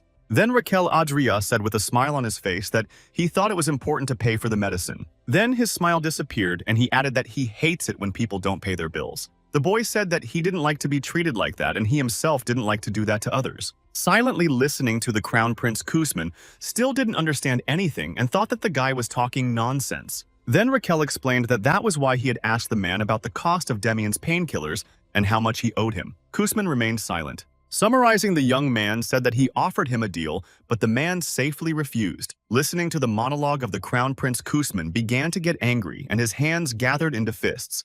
And taking out blades from his pockets, the man threw at our hero with questions about what he was carrying. However, Kusman's attack was not successful. He was met by the steel fist of a man from the Guardian Empire. Not expecting this, the man hit his nose against the fist and flew backwards. The other guards pointed their swords at him and asked him to stay still. Realizing that the situation was not on his side, Kusman decided to act. He took out a pill from under his tooth and jammed it in his jaw. Now everyone had 5 seconds. Biting into the pill would start the countdown to the explosion. This would create a poisonous explosion that would cause a huge commotion. And when exposed to the poison, the person would be immediately paralyzed. Kusman realized that if he was unlucky, he could get into serious trouble. So after spitting out the capsule, he decided to just roll on the floor and create some distance. But what to do next, the man hadn't thought of yet. However, after a couple seconds, the thought of separating the Crown Prince's head from his body popped into his head. Kusman thought that this was a great plan. That's why he started counting down 5 seconds. And just as he reached 2, a hand appeared from behind his back, covering his mouth. It was Raquel Adria. With a smile on his face, he turned to the man and asked what he was going to spit out.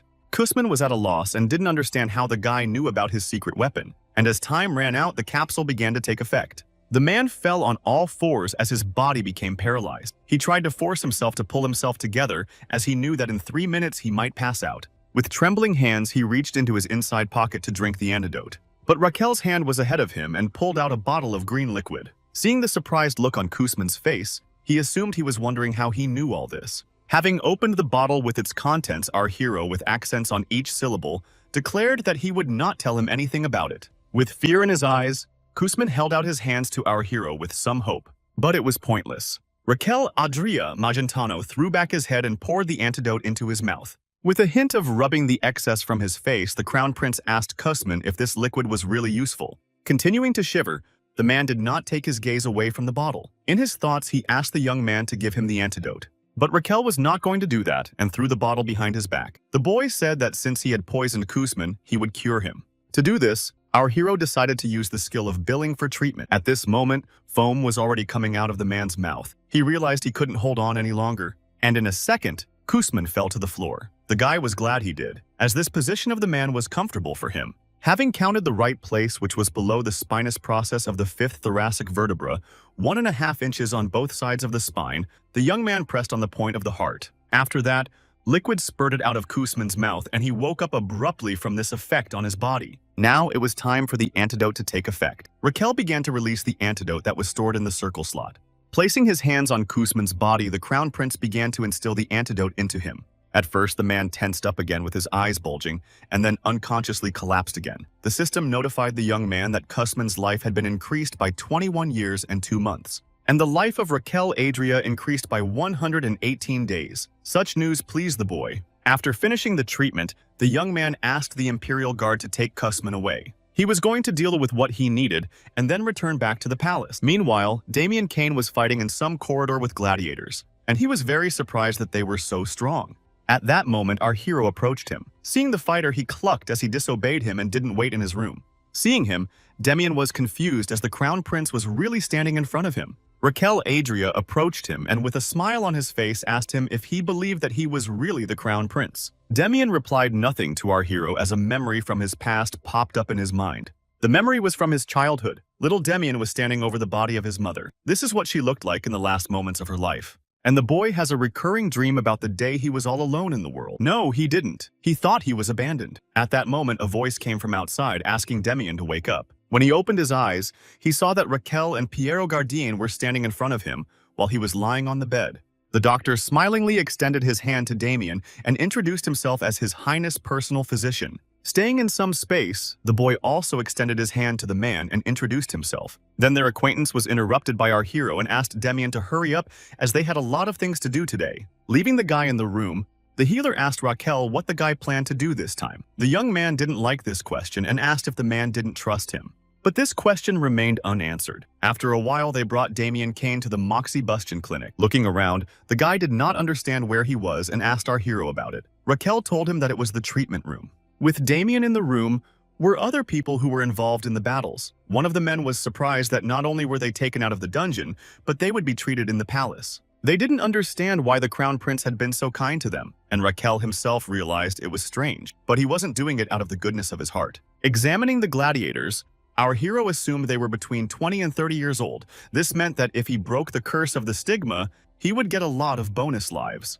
However, the young man thought it was stupid to tell the guys the truth. So Raquel said in a serious voice that nothing is free, and asked if the gladiators thought he was doing it out of mercy. The Crown Prince shared with the gladiators that he was very sick. More accurately, he said that he had many illnesses. One of the lads responded with some delight, saying that everyone in the Empire knew about it. And such shouting from a gladiator, the young man thought it was not very nice. So Raquel decided that his treatment would be the most painful. Then our hero added that none of the doctors could not cure him, and every time he was getting worse. That is why the young man said that he decided to look for a cure on his own. After that, Raquel Adria turned to Damian and asked him if he guessed what he was talking about. And the boy said that he thought that the Crown Prince had brought them here to try out his new treatments. And it was true. When the rest of the gladiators heard this, they looked around nervously, and Raquel asked Damian what he thought of his treatment. Then the fighter said that after the first session, his pain was gone. There was silence in the treatment room, but some of the gladiators thought that if Damian said so, they should trust the prince.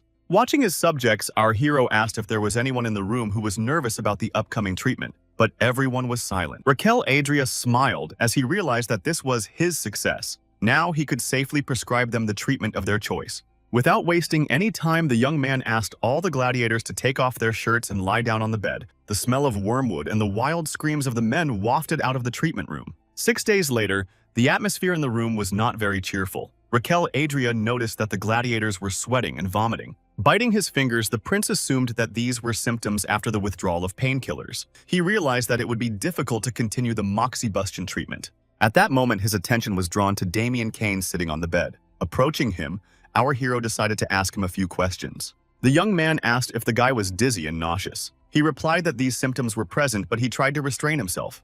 This answer dumbfounded Raquel. He could not believe that it was even possible. The young man assumed that it was an advantage of the protagonist. Now, the crown prince realized that he had no choice but to use something else. Our hero told the gladiators that the treatment was over for the day and they should drink plenty of water and rest in their rooms. And the guy who was scarred and trembling, he asked to stay. The gladiator's name was Sergio. Raquel approached him and asked him if he was suffering from symptoms after refusing painkillers. However, he denied it, although you couldn't tell from his appearance. In that case, the crown prince told Sergio he would help him. The young man pulled out a needle from his belongings. But in fact, our hero himself was not sure if acupuncture would help the gladiator. Since Sergio had been on painkillers longer than any other gladiator, the symptoms were more severe. That's why the guy was the perfect candidate for testing. Raquel Adria decided to start with the stomach meridian, and so the first acupuncture point was on the second toe. Remembering what to do next, the crown prince was so absorbed in his thoughts that he didn't notice Sergio's strange behavior. Abruptly becoming stronger,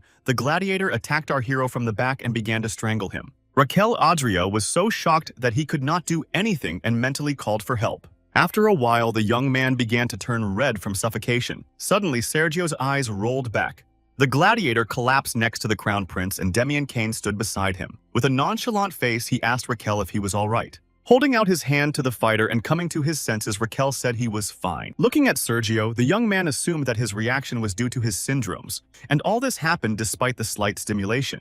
Our hero noticed that now the gladiator's nervous system was very sensitive, so even a minor irritation felt like a knife thrust. And to correct this, Raquel Adria needed a much finer needle. In the evening, the young man was in his study reading a letter from his blacksmith. By the crown prince's orders, he could forge a needle as thin as thread. But the man was not sure he could forge several needles of the same thickness. Only a dwarf could do that. So in the letter, the blacksmith apologized. Sighing unhappily, Raquel realized that things were only getting worse as he had no time. Grabbing his head, our hero brainstormed to think of what he should do now. The system notified him that the guy's internal organs were feeling stress, which was the cause of many diseases, and they were sending him a signal about it. Lungs and large intestines surrounded the heart and asked our hero if he wanted a clue with an evil smile, and the guy didn't realize what was going on. While the intestines were massaging Heart's legs, the system asked Raquel if he remembered how to use his life points, and the boy realized it was about the draft. The points earned could be spent on unlocking skills and summoning different creatures. The boy chose the second option, and pressing the right button, our hero prayed that it was something good. Before starting, the system asked the young man to think of what abilities he would like to give the creature. Without hesitation, Raquel Adria said that he wanted the creature to be able to deliver a large number of fine needles. The system indicated that the request had been accepted, and several gift boxes floating in the air appeared in front of the young man. In each of them was the name of a creature. Of the three names, one was a jackpot, the second was average, and the third was a complete mess. And while Raquel Adria was pondering which of the names to choose, it was already dawning. At that moment, the guy's heart was raging and screaming that he was about to die of disappointment. His heart ordered him to take a creature called the defecating cactus. Our hero didn't even bother to argue with his organ and did exactly as he said. Watching the gift box glow, Raquel Adria prayed that the creature was the jackpot. After a second, a small hedgehog fell out of there. Taking it in his hands, the guy noticed how tiny and cute it was. The system gave out a tutorial on how to use Tiny. It said that the hedgehog could be resized by feeding it the sunflower seeds that came with it. In the hedgehog's little paws was a red pouch. Looking at the bag, our hero didn't understand where it came from. The system said that red sunflower seeds make Kroha huge size, and the maximum duration of magnification was equal to 12 hours. Blue sunflower seeds make Tiny shrink in size. The system said that they could be fed to the hedgehog before he exceeded the time limit for gigantism. The hedgehog's skills were infinite spikes. If you pulled one out, a new one would sprout. Also, one of the skills of the beast was that he could turn into a spiky ball and attack. And lastly, Tiny could shoot white, brown, and black spikes. Each color has a different stimulus intensity. In general, as befits a hedgehog, his attack skills were specialized in the use of needles. The young man then leaned over to the kid and asked if he could borrow some needles. He answered Raquel in his own language and seemed to be fine with the request. Understanding this, our hero asked the hedgehog for one needle of each color. The guy looked at the white needle stuck in his body and realized that it should tingle slightly. For gladiators, that was enough. Having done the same with the brown needle, the boy felt that it stung very well. The black one looked very ominous to him. Raquel decided to try it on someone else later. Anyway, the Crown Prince happily announced that the problem with the needles was solved. Sometime later, Piero Gardin came to our hero at the Moxibusto Therapy Clinic. Seeing a small hedgehog on the young man's shoulder, the man was speechless, and Raquel, as if nothing had happened, decided to introduce them. As the Crown Prince realized that his assistant would now have a lot of questions, he again decided to make up a story about how he got this animal. Then Raquel Adria abruptly turned back and told Piero Gardin that he could ask Tiny for details. Looking after the departing guy, the healer was surprised to think that his beast was a summoned creature. Like the rattlesnake, hamster, and other such creatures that were rumored to have helped the genius builder Lloyd Frontera 300 years ago. They appear in the world very rarely and serve their chosen people for the rest of their lives. Gardin didn't understand how the young man had gotten such a beast. As he continued to stare at Raquel Adria's back, the man wondered what he didn't know about him. After a while, Sergio came to his senses in the treatment room. Regretting his act, he apologized to the Crown Prince and said that he had committed a crime worthy of death. However, the boy asked him not to worry and said that such things happen when you are in excruciating pain. He also added that it would not hurt now. Sergio was very surprised and said that he had to try it first, but the guy smiled and said that he had already done it. The gladiator's whole arm was in needles. At this rate, Raquel Adria was running from one fighter to another and pricking their bodies with needles. The Crown Prince realized that if this continued, it would be wonderful. And at this moment, the system gave a notification that the healing account skill had been activated. His life expectancy, if everything went according to plan, was going to be 71 days. Also, the level of the skill had increased. This made Raquel jump happily on the spot. At this moment, Demian Kane was standing behind the young man. He didn't understand why the prince was so excited about their recovery. And Raquel Adria kept looking at the notification from the system and smiled. The problems with the gladiators were solved. Meanwhile, Asterion Testarossa was sitting in his palace drinking tea. He was approached by his subordinate, who brought the man a regular report on the actions of His Highness the Crown Prince. He told him that 2 days ago, all 14 gladiators had been appointed as his bodyguards. This surprised the emperor very much. And the subordinate added that all gladiators were given the title of Special Guard and ordered to be always near our hero. Then Asterion asked what the young man offered them in return, to which the informer replied that the lad had offered them a contract with a guaranteed salary and various benefits. This stunned the man even more. He could not believe that the sick boy had gathered his own army of gladiators, but it made the emperor more interesting. Then the subordinate added that the prince gathered all the servant maids and guards of the palace and began to mercilessly stab them with needles. From what he heard, the smile on Asterion Testarossa's face disappeared. The calm expression on his face was replaced by bewilderment. Meanwhile, Raquel Adria Magentano continued to experiment with the acupuncture treatment. He was pricking a man, and the man began to yelp.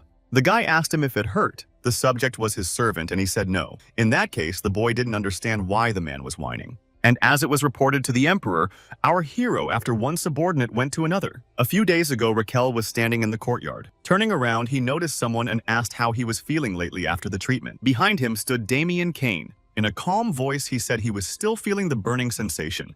In response, the young man said that he wished he didn't have to undergo moxibustion therapy anymore. The Crown Prince then explained that the boy was completely healthy and his treatment was over. Demian was surprised again. In response, Raquel Adria said that the effectiveness of the treatment had been proven, and that was the end of the experiment. At first, the gladiator did not know what to answer, but after he bowed and began to thank our hero, but the young man, waving his hands, asked him to wait with this. Raquel first asked the guy to listen to him. He said that he liked the way Demian handled the sword and he didn't want to say goodbye to him. Our hero didn't want the fighter to waste his talent, and he had a proposition for him. Extending his hand to Demian Kane, Raquel Adri Magentano offered him to become his personal knight. Of course, the young man didn't ask him to stay for gratitude or anything like that.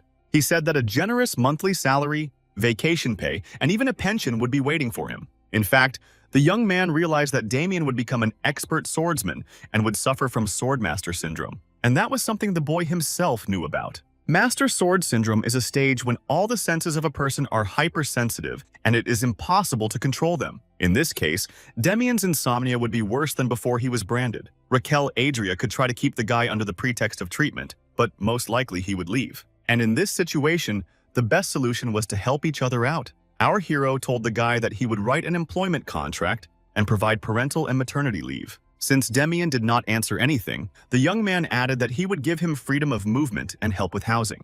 The boy again did not answer anything, and in response our hero laughed and joked that he had experience in negotiations. At this point, red eyes were visible from the bushes. Also, Raquel Adria complimented that the guy was expecting a 4-day work week, and then, behind Demian appeared the rest of the gladiators who asked to take their position too.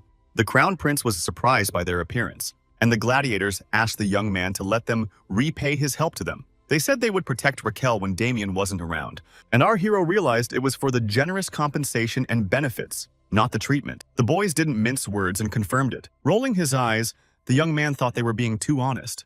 Raquel Adria decided it was better that way. Moreover, the prince decided that it would be good to create his own squad that would obey only him. Because the royal guard didn't really belong to Raquel, and in case of a conflict between the emperors and his orders, the emperor would be given priority. And after his reflections, our hero happily announced that all the gladiators were hired into his guard. Also, Raquel Adria Magentano gave their group the name Special Guard. All the guys started cheering at this news. It even pleased Damian Kane, who usually kept his emotions in check. Even though the crown prince had cured all of them, the number of bonus days they received was not that great. He realized that if he extended their lives even for 100 years, he would only get 18 days. With the young man's weak stamina and poor physical condition, our hero couldn't go in search of patience by himself. Suddenly, his gaze was drawn to his own palace. At that moment, an idea occurred to Raquel Adria. It was evening. Sitting in his office, our hero decided to set up a hospital in the palace. Next to him stood Piero Gardin and Damian Kane. The boy didn't understand what the prince's words meant and asked again. While they were communicating, the healer stood back and trembled. After that, he suddenly twitched and turned to the highness with tears in his eyes. Such a sudden movement startled Raquel again. Then Piero Gardin, still crying, said that he finally understood what the prince wanted. He said that he wanted to open a hospital to take care of people and give them mercy. The man thought that this reflected His Majesty's beautiful and noble heart. Raquel Adria supported this thought and asked with joy if the healer finally understood what he was talking about. With sparks in his eyes, Piero Gardin said that the young man put the suffering of his people above his own illnesses. The two of them stood in strange poses and waved their hands, shouting that it was all for the people. And behind them stood Damian Kane, and this time he held back his emotions. After that, our hero suggested that the guys take up the treatment of their employees. The prince asked the man to imagine that they would open a hospital in the palace and start receiving people. And then he asked the healer if the patients would feel comfortable coming to see them. Then Gardin thought about it and replied that after all, this was the palace of His Highness the Crown Prince, and it would be quite burdensome to visit. That was why they needed publicity. The young man suggested using something like stories of successful treatments that people might be interested in. Raquel said that once word spread, the number of people coming to them for treatment would increase. After a while, our hero was distraught. In a few days, he had treated only 500 people. He didn't understand why everyone around him was so healthy. Wandering from side to side around the room, the young man realized that by curing 500 people, he would only get 2 bonus days of life. Raquel decided he needed a very sick patient. Suddenly, an interesting thought came into his head again. In front of our hero lay a pile of papers that contained information about all 500 people and that Gardin had brought him. Wiping the sweat from his face, the man said that at the young man's request, they had collected a list of relatives with their names, gender, age, and diseases. Looking at the paper, Raquel wondered what to do if the palace staff was too healthy. After a second, his answer was that a survey should be conducted to assess the condition of their family members. Flipping through the information, the guy was sure he would find at least one seriously ill person. It had been quite some time since he had started his search for the perfect patient, but in the end, he didn't find the right one. As Raquel Adria continued to look through the information, he couldn't believe that the patients were all healthy, even in the family. But he was still hopeful as 10 pages remained. At this point, Damian Kane said that he was disappointed. This surprised the crown prince. With all due respect, the boy decided to ask the young man a question. Damian asked if it was possible that he considered patients as tools. Such a question embarrassed our hero. Then the fighter explained that the prince needed good stories to attract more patients. However, the way Raquel Adria was behaving now made Damian think that he was looking for a man who was about to die. Piero Gardin decided to step in for the prince. It seemed to him that the boy was beginning to be rude to His Highness. The man said he was sure that the young man had thought of everything. Then our hero began to laugh nervously and shiver. He thanked the healer for the warm words, but there was one thing. Raquel said that in fact the boy's thought was not entirely wrong. Hearing this, Piero Gardin began to rub his neck nervously and apologized to the prince. Then Demian Kane suddenly took the man's side. He said that our hero was too harsh and asked him to apologize to his loyal subordinate who wanted to protect him. And after Piero Gardin again reproached the guy that his speech towards the crown prince was disrespectful, it was a kind of vicious circle. Watching his men, Raquel Adria didn't understand what was going on, so without a second thought, he threw them out of the office. And left in silence alone with his thoughts, the young man looked at the last 10 pages of information. As soon as he picked up the first page, his expression changed dramatically. He began to read what was written. The whole story was in the name of a girl who had a younger brother of 8 years old. She said that once or twice a month he foams from his mouth and shakes, as if possessed by a demon. The girl said that she went to different doctors, but no one could determine the cause.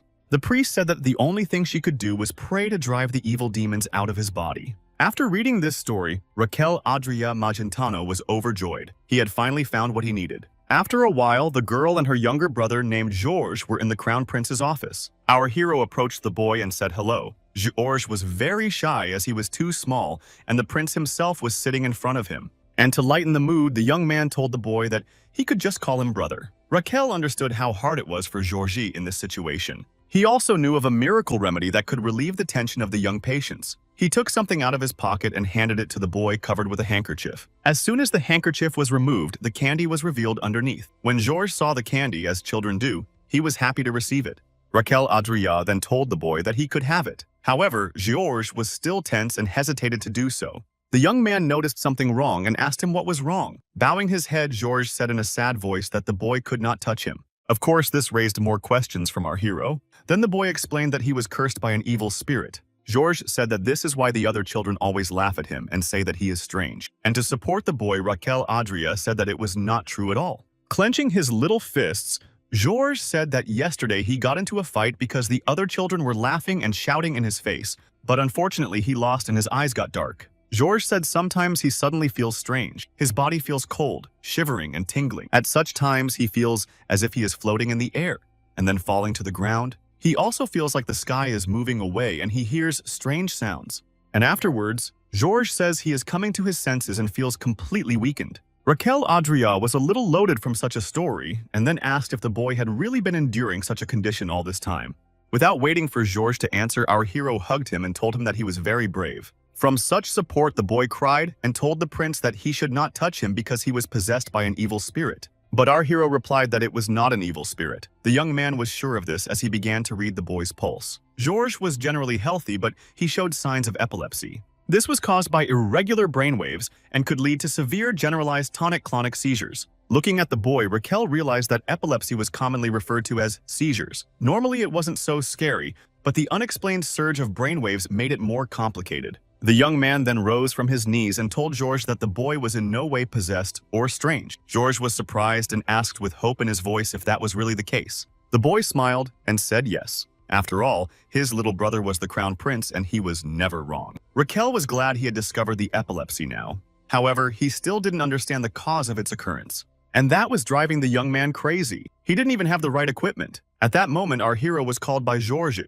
Looking at the boy, the guy was surprised. Georges was grabbing his chest and squirming. He said he didn't feel well. Watching what was going on, everyone around him got scared. Our hero realized it was a seizure but didn't know why it started happening. Piero Gardin grabbed his head and said that the boy was actually possessed. Demian, pointing the knight towards Georges, asked Raquel to move away from him. The reaction of his subordinates infuriated the young man. He ordered them to stop talking about the evil spirit and told them that the boy was just sick. The boy believed that patients should be cared for and protected. The crown prince added that Georges was now suffering unbearably and asked one of his assistants to bring him a pillow. The healer stammered and said he would certainly do so. In a few minutes, the boy was lying on the pillow, and everyone in the room sat around him. Piero Gardin noticed that Georges was foaming at the mouth and asked our hero if he should wipe it off with a handkerchief. But Raquel asked the man never to do that. He said that the boy's jaw muscles contract uncontrollably, and so if Gardin made a mistake, he could swallow or bite off his handkerchief. The young man said that there was nothing they could do now but take care of him until the attack passed. The subordinates did not argue with the crown prince's words. Suddenly, looking at Georges, Raquel Adria began to look worried. The boy was glowing all over and the guy didn't understand why he was sensing his mana. That's when he remembered about Asurahan's technique. The technique could easily pick up the flow of mana. Mana is the circulation of energy, and the young man thought that if he could see it accurately, he might be able to determine the cause of his epilepsy. Then our hero put his hand on the boy's chest and saw what he needed to see. The prince noticed that Georges' mana flow was erratic, and the young boy realized how big a disaster this was.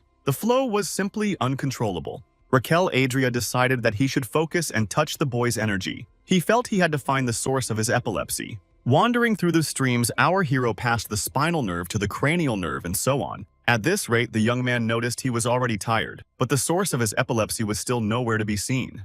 The guy's heart began to pound hard, but that didn't stop him. As Raquel continued his search, he came across something strange. He saw a wandering nerve in the boy's energy flow, and that was what our hero was looking for. Shocked by this, the young man realized that the erroneous signals from the vagus nerve had caused a nerve malfunction in his brain and consequently in his entire body. The crown prince then turned to his subordinates and asked them to bring a blanket and cover the child. He said that Georges should rest and should not be disturbed. At this moment, sweat was dripping off our hero, and he complimented them not to make too much noise or fuss. And as soon as Raquel Adria finished his thought, his eyes began to blur and he lost consciousness. The subordinates were frightened for their crown prince and tried to bring him back to consciousness. The young man smiled and thought that now knowing the cause of the boy's seizures, he would be able to cure him. It was late at night. The boy came to himself. He was very dizzy. He assumed that he had blacked out because he had unknowingly activated Asurahan's technique to the limit. Next to Raquel's bed stood Damien Kane. The young man had not expected his presence and was therefore slightly frightened. The gladiator said that the prince slept half a day.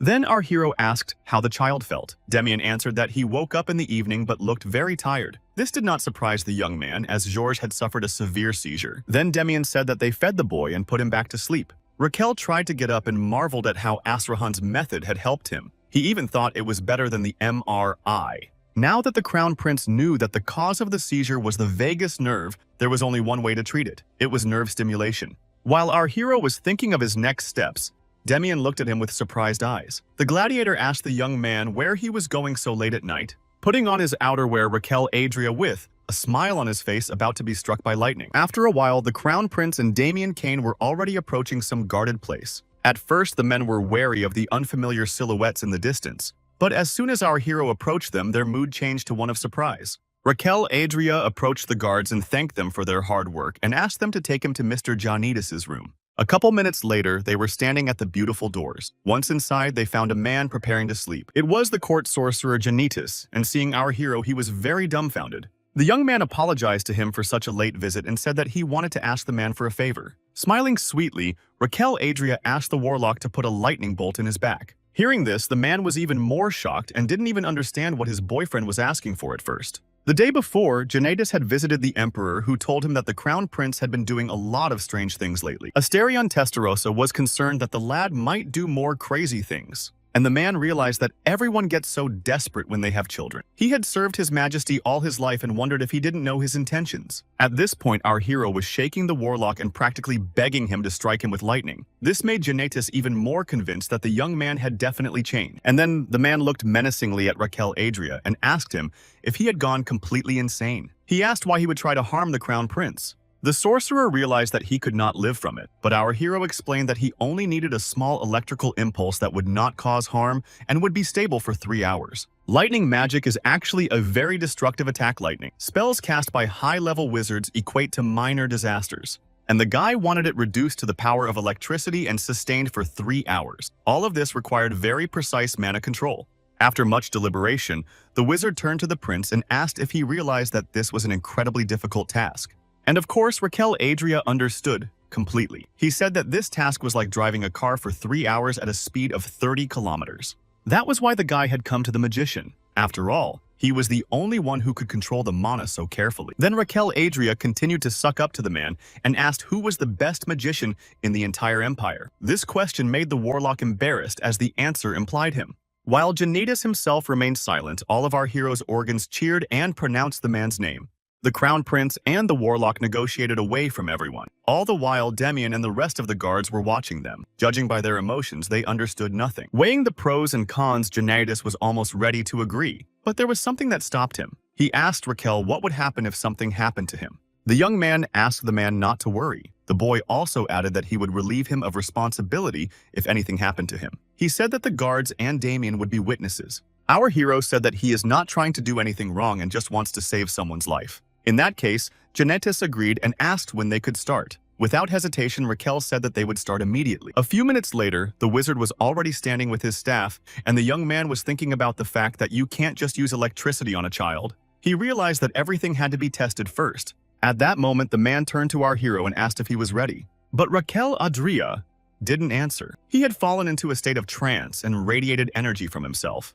In that case, Genetis decided that it was time to start. Stretching out his hand towards the boy, he too began to radiate energy from himself. The man directed a stream of electricity towards the crown prince. At this moment, Raquel felt his back tingling, and the guy remained calm. He was glad that the court mage was doing well. After that, the guy decided that now it was his turn. Raquel decided to absorb the current and process it into electrodes, capturing the electrical signals. Our hero noticed that the opposite signal, completely symmetrical to the erroneous one generated by the child's vagus nerve, would control that nerve for the rest of his life. With a satisfied face, Raquel Adria thought of Azrahan's method again. This skill seemed very tricky to him, and he didn't even suspect that it would work out on the first try. Then the boy turned to face Genetis and asked him in a low voice to stop. In response, the man said he could keep doing it all day long. But the crown prince was persistent and shouted at the entire castle for the wizard to stop because he was already burning. After a while, a crowd of people gathered around one of the palace rooms. Many did not understand why the young man had summoned so many people and wondered about it.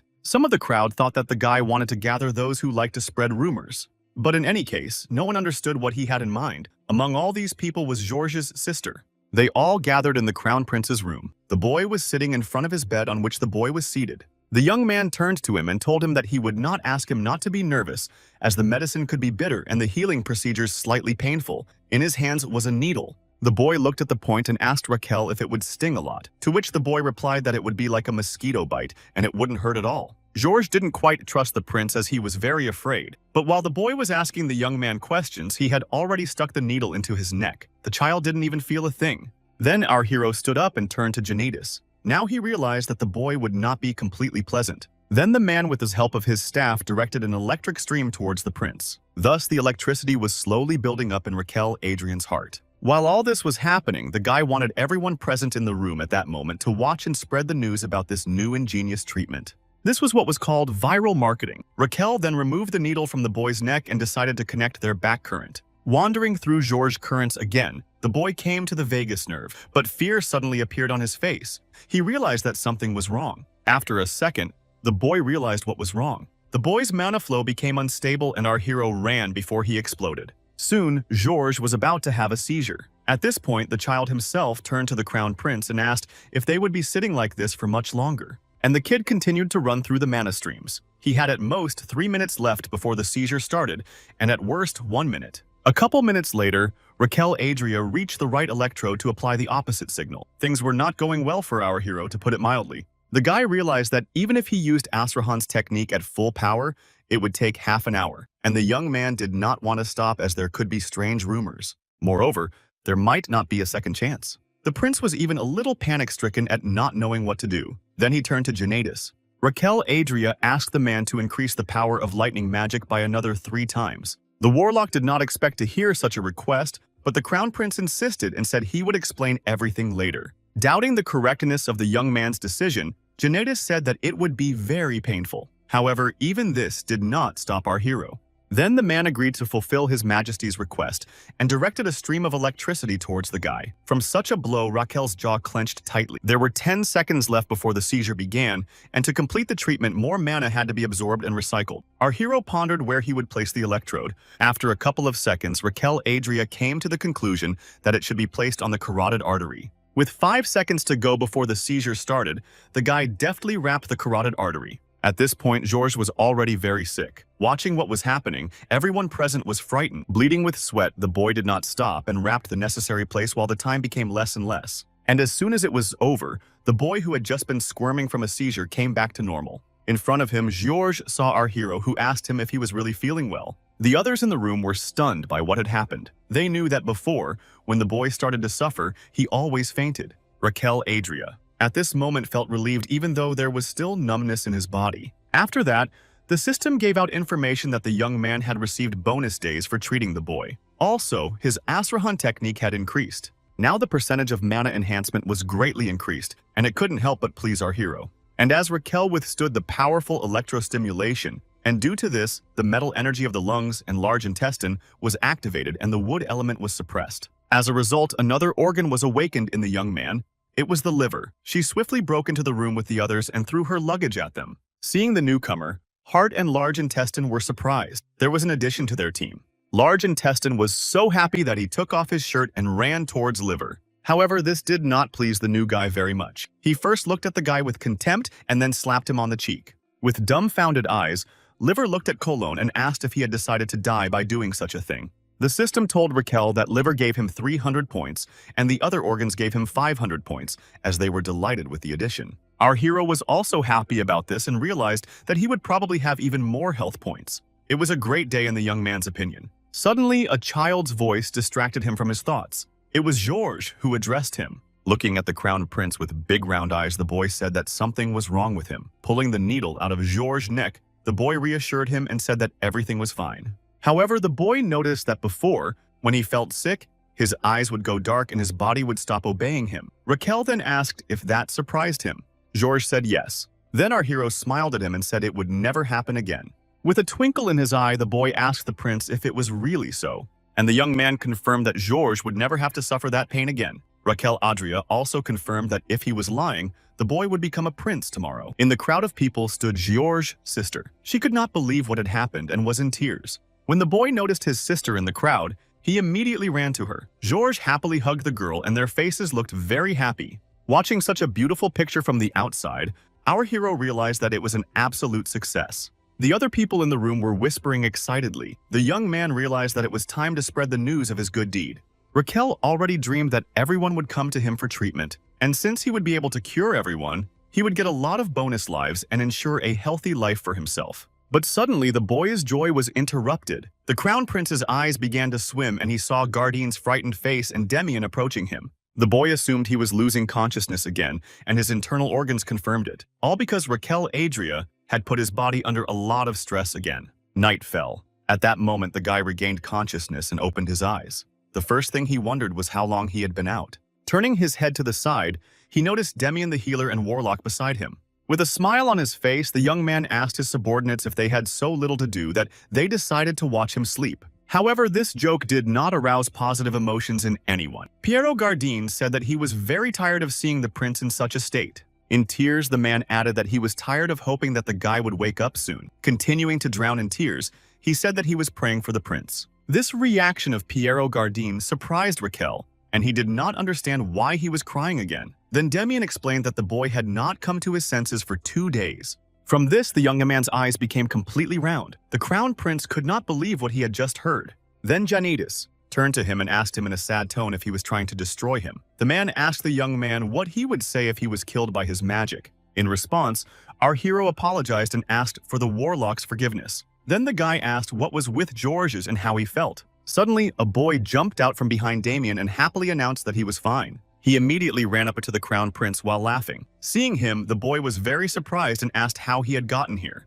The boy pointed his finger at the laughing Piero Gradine and said that he had begged him to let him pass. Then Georges added that he wanted to give the boy something when he woke up. From behind his back, the boy took out a beautiful heart pendant. Raquel Adria was dumbfounded and asked if the boy had done it while he was asleep. Looking at the pendant, our hero thought that it was all wrong as he had helped George only because he wanted to live. This made the young man feel uneasy. While the crown prince was lost in his thoughts, the boy turned to him and said that he too wanted to become such a wonderful man. Specifically, he said that he would help people as much as the boy.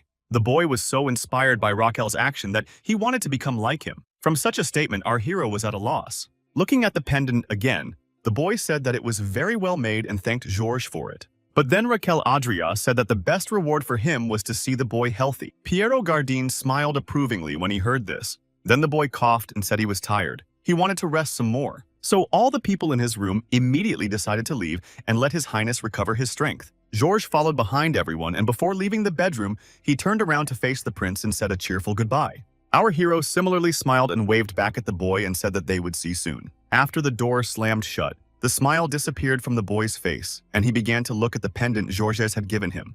As he hung the pendant on his finger and continued to look at it, he couldn't imagine who would wear such a thing. The jewelry was too simple and without precious stones. However, his musings were short-lived. Raquel Adria Magentano decided to sleep after all. Turning on his side, he fell asleep sweetly, and around his neck hung a gift from a boy. After a while, one of His Highness's servants came home. His mother was very surprised at this. The woman asked what was the reason for his return. In response, the young man smiled and said that he was on vacation. There was a scroll in his bag, and the boy added that he was on a special vacation. A little later, the young man and his parents sat down at the table. His mom couldn't believe that suddenly the crown prince had given her son 5 days off. The boy said that many of the crown prince's employees were given such a vacation. His father then asked how Raquel's health was. The young man replied that he was feeling better than before. The man was glad to hear that. Then the boy's face changed, and he said that it might be because His Majesty had been doing strange things lately. His parents didn't quite understand what these words meant and asked their son about it. Then the boy said that he was always making people heal and took out a folded paper from his bag.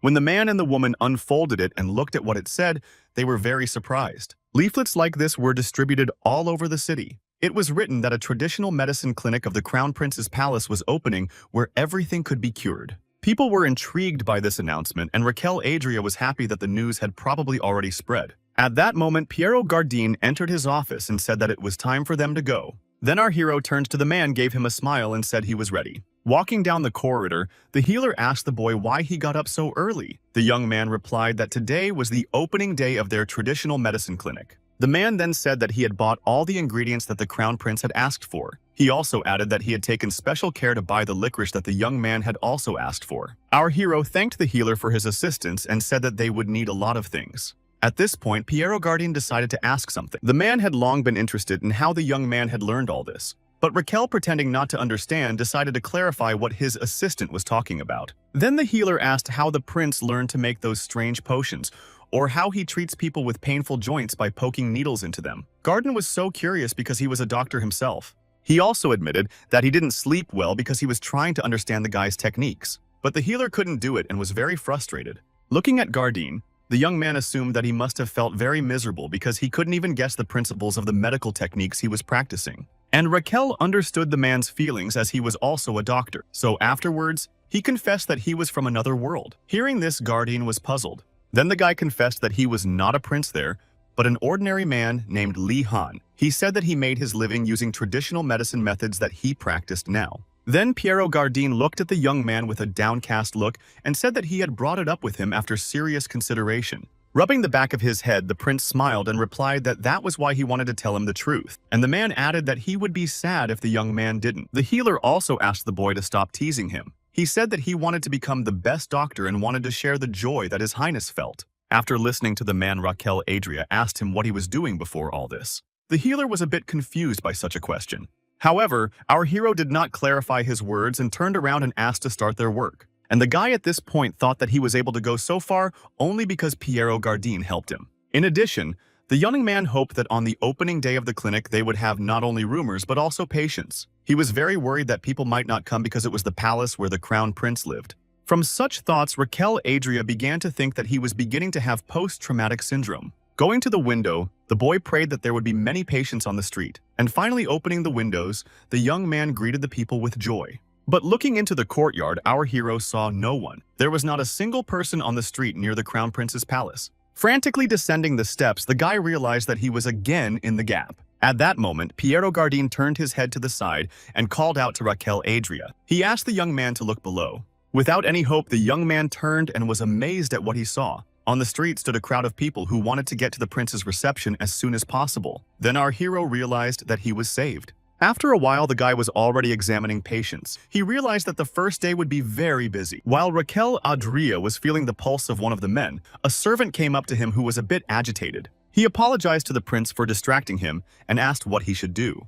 And the guy gave him the task to go and see if they had any patients who needed help. Our hero realized that the nursing system was not that good, and it would take time to get things right. At that moment, the system said that his pulse listening skill level had increased. Now, the young man could consult the patient's internal organs for diagnosis. Raquel was shocked by this. Meanwhile, the internal organs were already involved in measuring the patient's pulse, and the heart and the rest of the organs were on their way to blind dates. The lungs were very excited about this event, and the heart was saying that it had already told someone that they were not interested in those with whom they were 4 years apart. The large intestine was also excited and said he never misses a blind date, and behind him was liver, and he asked the guys to come to their senses. He didn't like the whole thing since they were going to have a meeting with the old people. After that, Raquel got a notification about what problems his patient was having. The liver said that he found signs of hepatitis in the man and advised him to stop drinking. Our hero did not expect such a thing and was very amazed that the patient had a drinking problem. The guy admired the conclusion from the internal organs as nothing was more important in treatment than an accurate diagnosis. He realized that he should wake up the other organs as well. Raquel Adria then told the patient that he had a big problem with his liver. This stunned the man, and the young man explained that this is why he was tired all the time and had a yellowish complexion. The prince prescribed the man a decoction of Volodushka, and from today completely forbade him to drink alcohol. And this almost made the patient faint. Then Raquel said that his liver was badly damaged, and if the man continued, he wouldn't live for 5 years. The patient wanted to deny this, and the young man guessed that he wanted to say that he could not eat without alcohol. In this case, our hero decided to order the man to stop drinking not on behalf of the doctor, but on behalf of the crown prince. The guy said that if he didn't fulfill the order, he would put him in the dungeon. That was the end of the working day for today. The young man said that all non-critical patients would be admitted tomorrow. Piero Gardin then thanked Raquel Adria for his labor, and the maid apologized for not being able to prepare the medicine properly. But the guy said that all the guys did a good job. He realized that since there were no nurses here, and there would be a lot of patients requiring nursing care, they would have problems. Raquel thought they needed a stable nursing system that could take care of patients 24 hours a day. At this moment, the young man remembered Kim and Lee from his world. Suddenly, quick footsteps were heard in the hallway. Piero Gardin opened the door and said that they had an emergency patient. Behind him stood a boy who was the eldest son of the Din Rai family. On his shoulders lay a very healthy-looking woman. It was the young man's mother whom he had asked to save. After a while, she was placed on the bed. Our hero noticed that the woman had a high fever and asked how long she had been in this condition. The worried young man replied that it had been since noon, and before that, the woman had been fine. The boy added that his mother had said that she had been suffering from chills since sunset. After these words, the woman had reached such a state. Meanwhile, our hero was already running diagnostics. And so, Raquel Adria realized that this disease that had overcome the woman had destroyed Napoleon's army of 400,000. When the crown prince learned this, he was at a loss. The disease was called epidemic typhus. It's an acute febrile and fatal disease caused by infection with the bacterium rickettsia.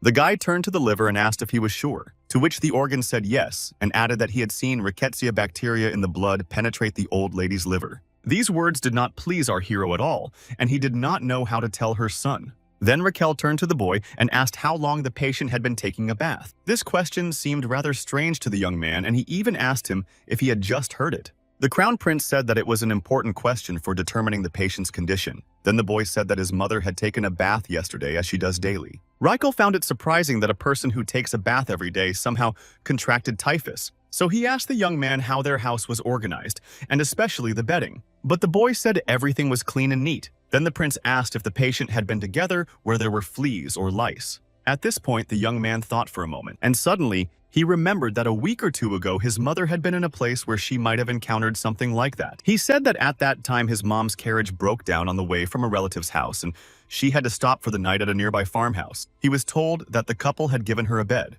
Our hero began to reflect afterward. He realized that the woman's fever had started today, and most likely the hour was just the incubation period. And he was once again convinced that it was fully consistent with the symptoms of typhus. Then Raquel turned to the young man and said that that was probably when the woman was infected. Hearing this, the boy was dumbfounded. The crown prince told about typhus and added that this disease is transmitted by lice that attach themselves to the human skin and suck blood. Looking at the woman, our hero realized that things were bad as the patient was elderly with a high fever. Raquel was horrified to realize that in the worst-case scenario, she was in danger of pneumonia, central nervous system damage, or even necrosis of the limbs. So he turned to his servants and asked them to listen to him more carefully. The boy ordered them to remove all the clothes from the woman and wipe her body with towels moistened with warm water. After that, the young man asked them to put a patient's robe on her. At that moment, one of the servants raised her hand and asked what to do with the woman's clothes. Our hero replied that it should be burned and the same should be done with the bed. In addition, Raquel asked them to take a bath and burn their clothes.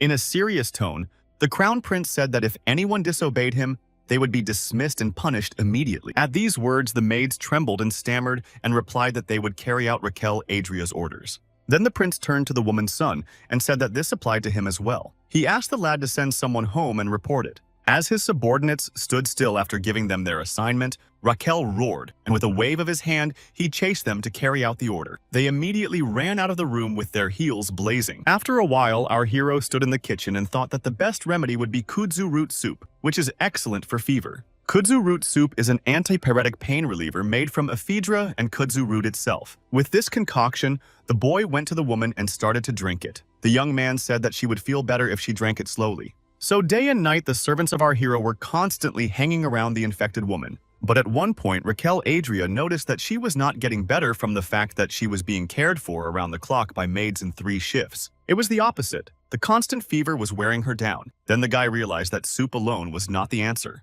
He realized that the balance of yin and yang was completely out of balance. Her yin was severely depleted. So first, the crown prince decided to restore it. Raquel thought of a medicinal plant with powerful yin energy. He needed something special. The young man was so angry that it wasn't working that he threatened his organs and ordered them to think. But they giggled mockingly and said they were stupid. From this, Raquel said that those were useless at times like this. And as soon as he said those words in his head, it hit him. With a smile on his face, our hero turned to Piero Gardin and asked him to prepare the carriage. The boy was going to the vault of the Imperial Palace, where all sorts of rare treasures and artifacts are kept. Although he wasn't quite sure about this decision, it was the most likely option. No one but the emperor could enter the palace, and it was very difficult to gain access to the vault. But since Raquel Adria Magentano was the crown prince, he decided to take advantage of it. After a while, our hero arrived at Asterion Testarossa and bowed to the rightful ruler of the empire. It was obvious from the man's face that he was not happy about such a guest as the young man. He frowned his eyebrows and asked Raquel why he had come at such a late hour. The boy was not exactly happy to be here either, as every time the emperor radiated an overwhelming sense of pressure when they met. Despite such emotions, the crown prince replied that he had come to him because he wanted to gain access to the vault of the imperial palace. Hearing this, Asterion smiled slightly and asked what purpose the young man wanted to accomplish. Sighing heavily, Raquel said that he had recently opened a clinic in the palace and they had quite a few patients coming in. He said that 3 days ago, a noble lady came to them with a serious illness. Showing indifference, the man asked what this had to do with the vault, and the young man explained that it might contain the ingredients necessary for her treatment. Smiling wryly, the emperor said he was not sure if the boy was telling him the truth. He asked if the prince was using the patient as an excuse to gain access to the vault for his own personal use. At this point, the man was jubilant that Raquel had decided to ask his permission first. Our hero, on the other hand, didn't like the whole thing. He thought the old man was making things difficult on purpose. The guy has already experienced all the difficulties of this life, but to convince his own father was even more difficult. Then Raquel Adria got up from his knees and said that they had no time to argue as the patient was on the verge of death. Then the emperor frowned even more and asked the boy what confirmed the correctness of his diagnosis. He recalled that the prince had been bedridden and uneducated for most of his youth. Now, it seemed strange to Asterion that the lad had gone into medicine. The man shouted that he wasn't sure if the lad was taking proper care of the patient or if his diagnosis was accurate. Upon hearing this, our hero realized that Asterion Testarossa wished to test him. Smiling at the emperor, Raquel asked if his guess was correct and the man proudly said yes. The emperor said the test would be simple. Captain Roberto, standing next to Asterion, had recently begun to suffer from a slight ailment. The man asked the young man to diagnose him and tell him what ailment was affecting their captain of the guard.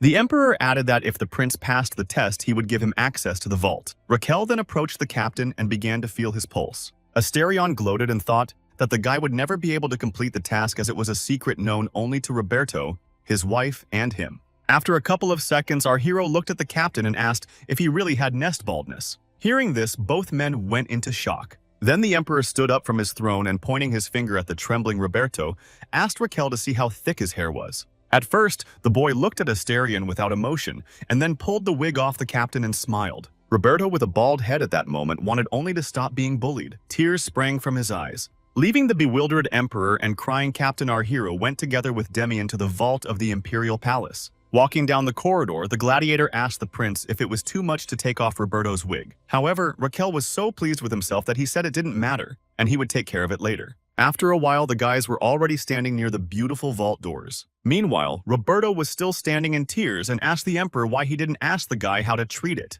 Calming the man, Asterion suggested him to go to Raquel's palace for a personal consultation. And at the gate of the vault, our hero was met by guards. One of them approached the young man and handed him a beautiful card with an hourglass. It was a pass to the vault, which had to be worn to go inside.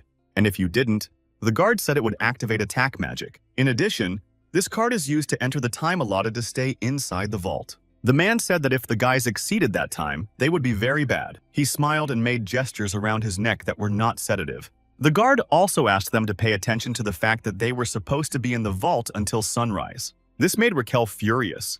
Looking at his watch, he realized that they only had a few hours left. So, not wanting to waste precious time, he rushed to the gate and called Demian after him. The guard got scared and started shouting to His Highness that the entrance to the upper level zone. The young man felt embarrassed by this remark, and rubbing the back of his head with a smile on his face, he apologized to the man for the ridiculous mistake. However, after that, the young man's smile disappeared. He realized that his trick hadn't worked. Sometime before, Asterion Testarossa had allowed our hero to visit the lower levels of the vault and take one item. Hearing this, Raquel Adria was surprised. Noticing this reaction, the emperor asked the young man if there was something wrong with it. The crown prince didn't seem to mind, but it wasn't what he expected. After all, he had worked hard and only got access to the lower floors. However, the emperor smiled wryly in response and said that it didn't look like the guy was straining. Our hero didn't really like that the man changed his words after he passed the test and tried to convey that to him. But Asterion wasn't about to give in to the prince. And now, following to the lower levels, Raquel Adria pondered if he was really wanted to be helped by the emperor. Applying the pass to the right place, the young man thought that if he didn't need anything from the man, it was better not to come here. At that moment, the gate began to open. The guard behind them said they would meet later. Once inside, Raquel was excited and even said he would have to stay up all night for this. The time on their passes began to dwindle. Our hero turned to Damian and said that this is where they should find the thing he needed. In response, the boy asked what he was looking for. Then the prince explained that they needed something cold like all the reagent items, magical beads that have icy properties. The boy also asked Demian to write down the location of the item if he could find it, and he would look for it later. Because the room was too big, Raquel suggested that the boy split up. So looking through the shelves of different items, our hero came to the conclusion that he couldn't find anything special. He assumed that this was because they were on the lower levels of the vault. And the young man hoped that Demian Kane had better luck in his search. After a while they met, and the gladiator gave the prince a sheet with the location of the items. Looking at the notes, Raquel Adria was slightly perturbed as he didn't understand what the guy had written. Having sorted it out, they followed along. In this whole huge place, Demina found only one ice-type item, and that was their only hope. The item was called Eternal Frost. When its wielder used mana, the central core transformed it to create an ice shield, but an ice shield collapses if it takes a lot of damage. Examining the item, Raquel Adria noticed that it was very similar to those calls from the cafe. After reading the description of the Eternal Frost, the guy decided to take it in his hands. The item was very cold, and to use it, he had to inject his mana into it. As soon as the prince did so, the Eternal Frost vibrated. This made Raquel think even more that it was just a call from the cafe, and he should run to get his order now. The intensity of the vibration varied depending on the concentration of mana, so it wasn't worth pouring it in at random, and it took a certain amount of mana to create an ice shield. Concentrating on the object and the infusion of mana, Raquel remembered how in his normal life he adjusted the shower so that the water was not too cold or too hot. And after a few good attempts, our hero managed to create an ice shield. There was no limit to his joy. The young man rejoiced that despite the size of the shield, it was not heavy at all. And this cold coming from it made the prince delighted. Our hero was happy that he had a chance to cure Mrs. Dinray. With happy eyes, the young man turned towards the gladiator and said that he needed his help again. Damian couldn't even guess what the prince had in mind.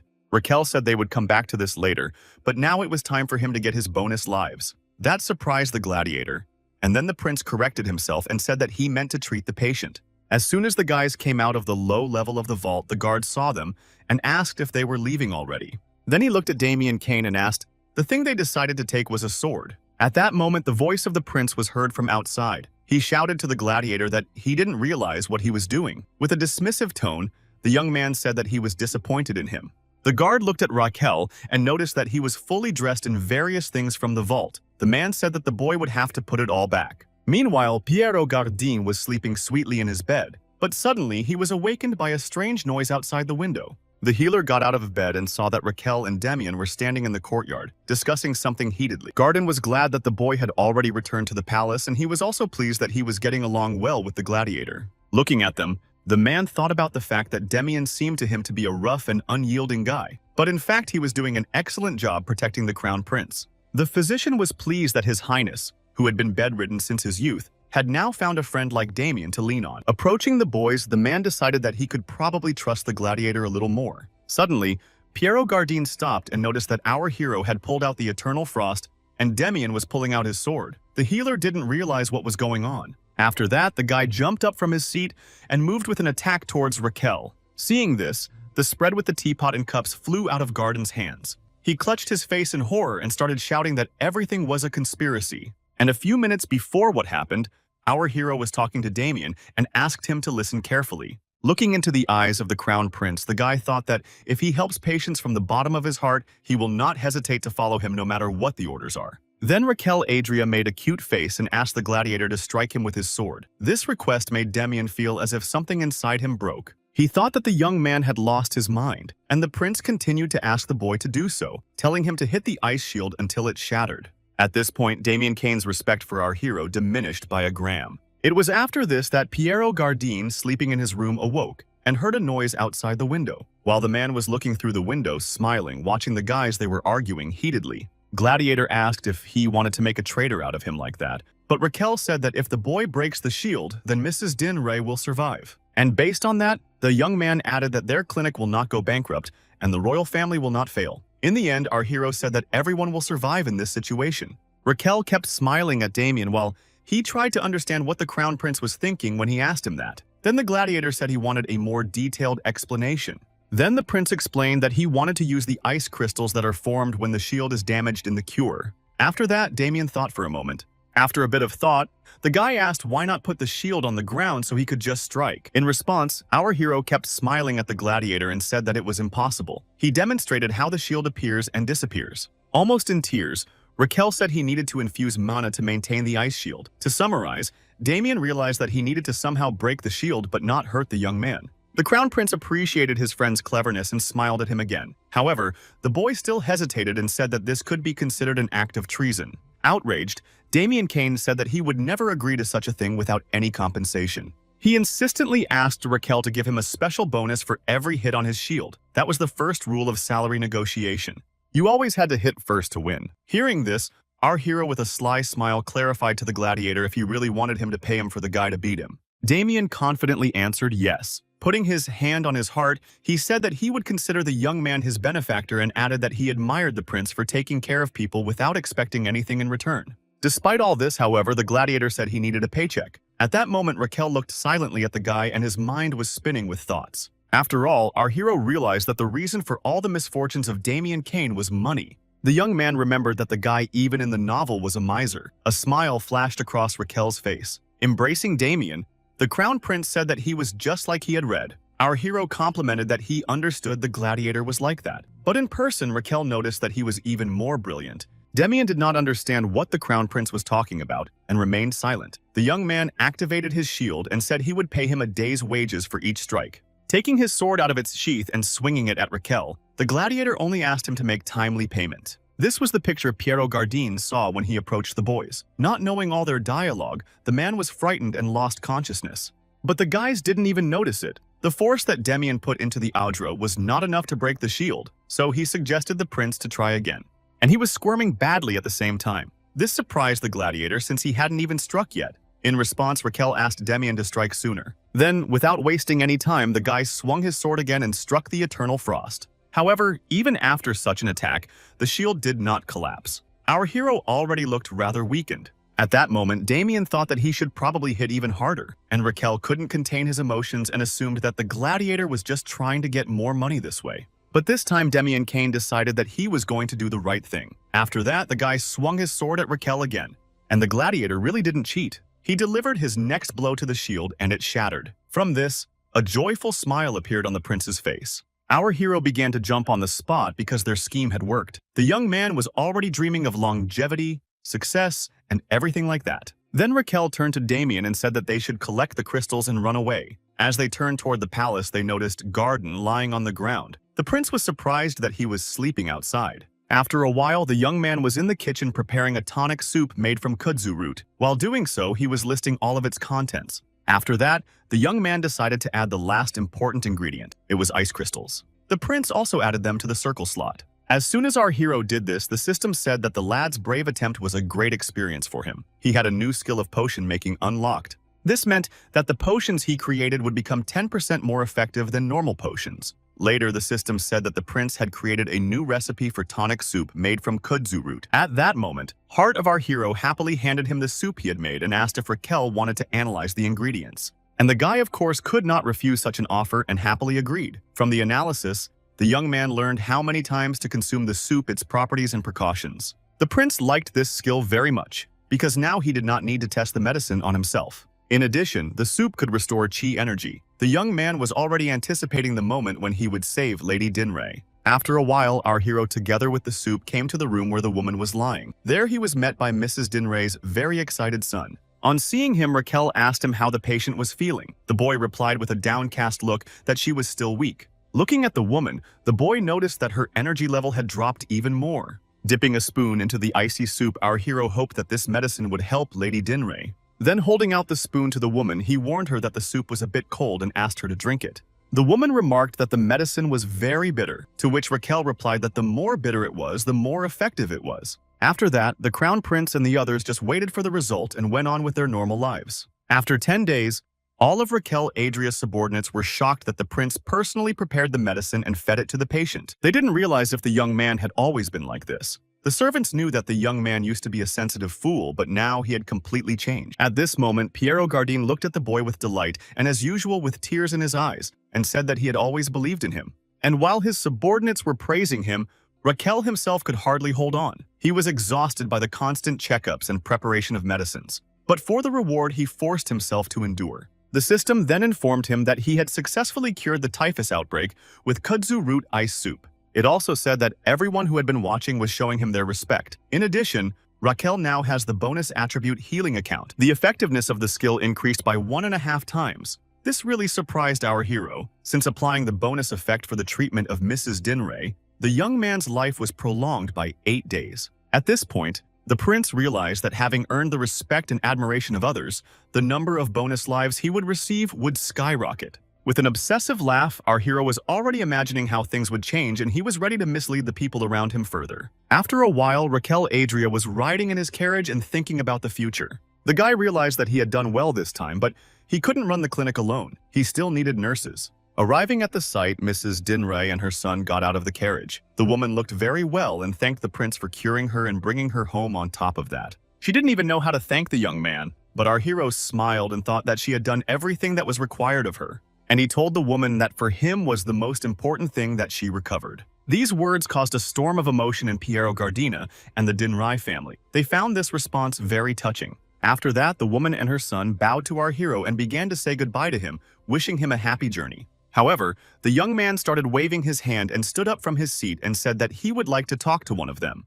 Raquel's gaze was directed towards the boy. He was very surprised and could not refuse the prince. Our hero put the young man in the coachman's seat. The boy was even more confused and asked if they really had to sit and talk in such positions. Raquel said yes, because that was the only way he could tell him what he wanted to say. And he thought to himself that in the new world, that was the way they did it. There was silence in the carriage. Dinray's son became even more worried and nervously adjusted his collar. Then our hero exhaled heavily and with a grunt began to complain that he was in pain. In a protracted tone, he said that he had been courting a woman for a very long time and had had many sleepless nights. At that moment, the young man guessed what the crown prince wanted from him. Without wasting time, he turned to Raquel and said that he would like to compensate him for his efforts. However, our hero reminded the lad that he was treating for free. Dinray's son still insisted on gratitude, and then the prince said that he did not treat him. These words alarmed the boy. He was already afraid of what Raquel Adria might say now. Meanwhile, the prince was already looking at the young man's file and realized that he was drawing. Then, looking into the mirror in the carriage, Raquel turned to him and said that he wanted him to work with him on a case. A few days later, 2 men were standing near a stall in Frontera Square. One asked the other if he knew some news.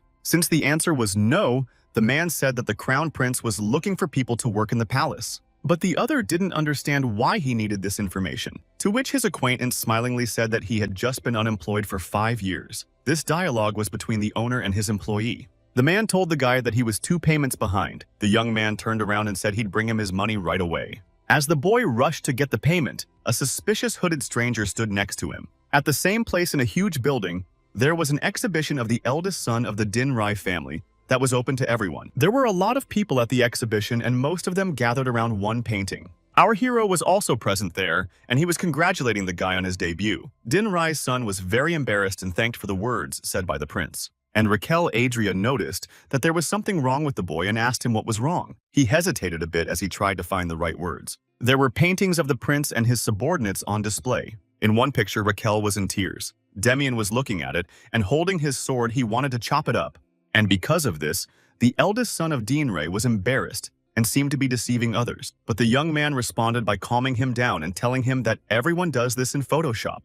For a minute, the guy didn't even know what Photoshop was. He asked if the artwork would really help the prince, and Raquel answered with a confident yes. As the entire crowd gathered around one of the paintings, it depicted the nurses and our hero, and at the bottom it said, "Show me Gan Ho." Because the exhibition was free, most people came here for that reason, and as soon as they saw this painting, they looked at it with eyes of utter bewilderment. Then one of the men noticed an inscription next to it. There was an appeal to the guests saying that they too could become an angel in white and become a nurse. Some of the girls got excited about it, and after a while a crowd gathered near the nursing staff selection desk. Standing in line, people were discussing the good salary for such a job. One of the guys even cried. Throwing his head up, he promised his mom to become a nurse and repay her for everything. And standing next to him was the hooded stranger. After reading the application requirements, he was very angry as the applicant must live in the imperial capital. Watching this, he was delighted. Demian stood next to him and asked if the young man was really that happy. Wiping his drool and removing his silly smile,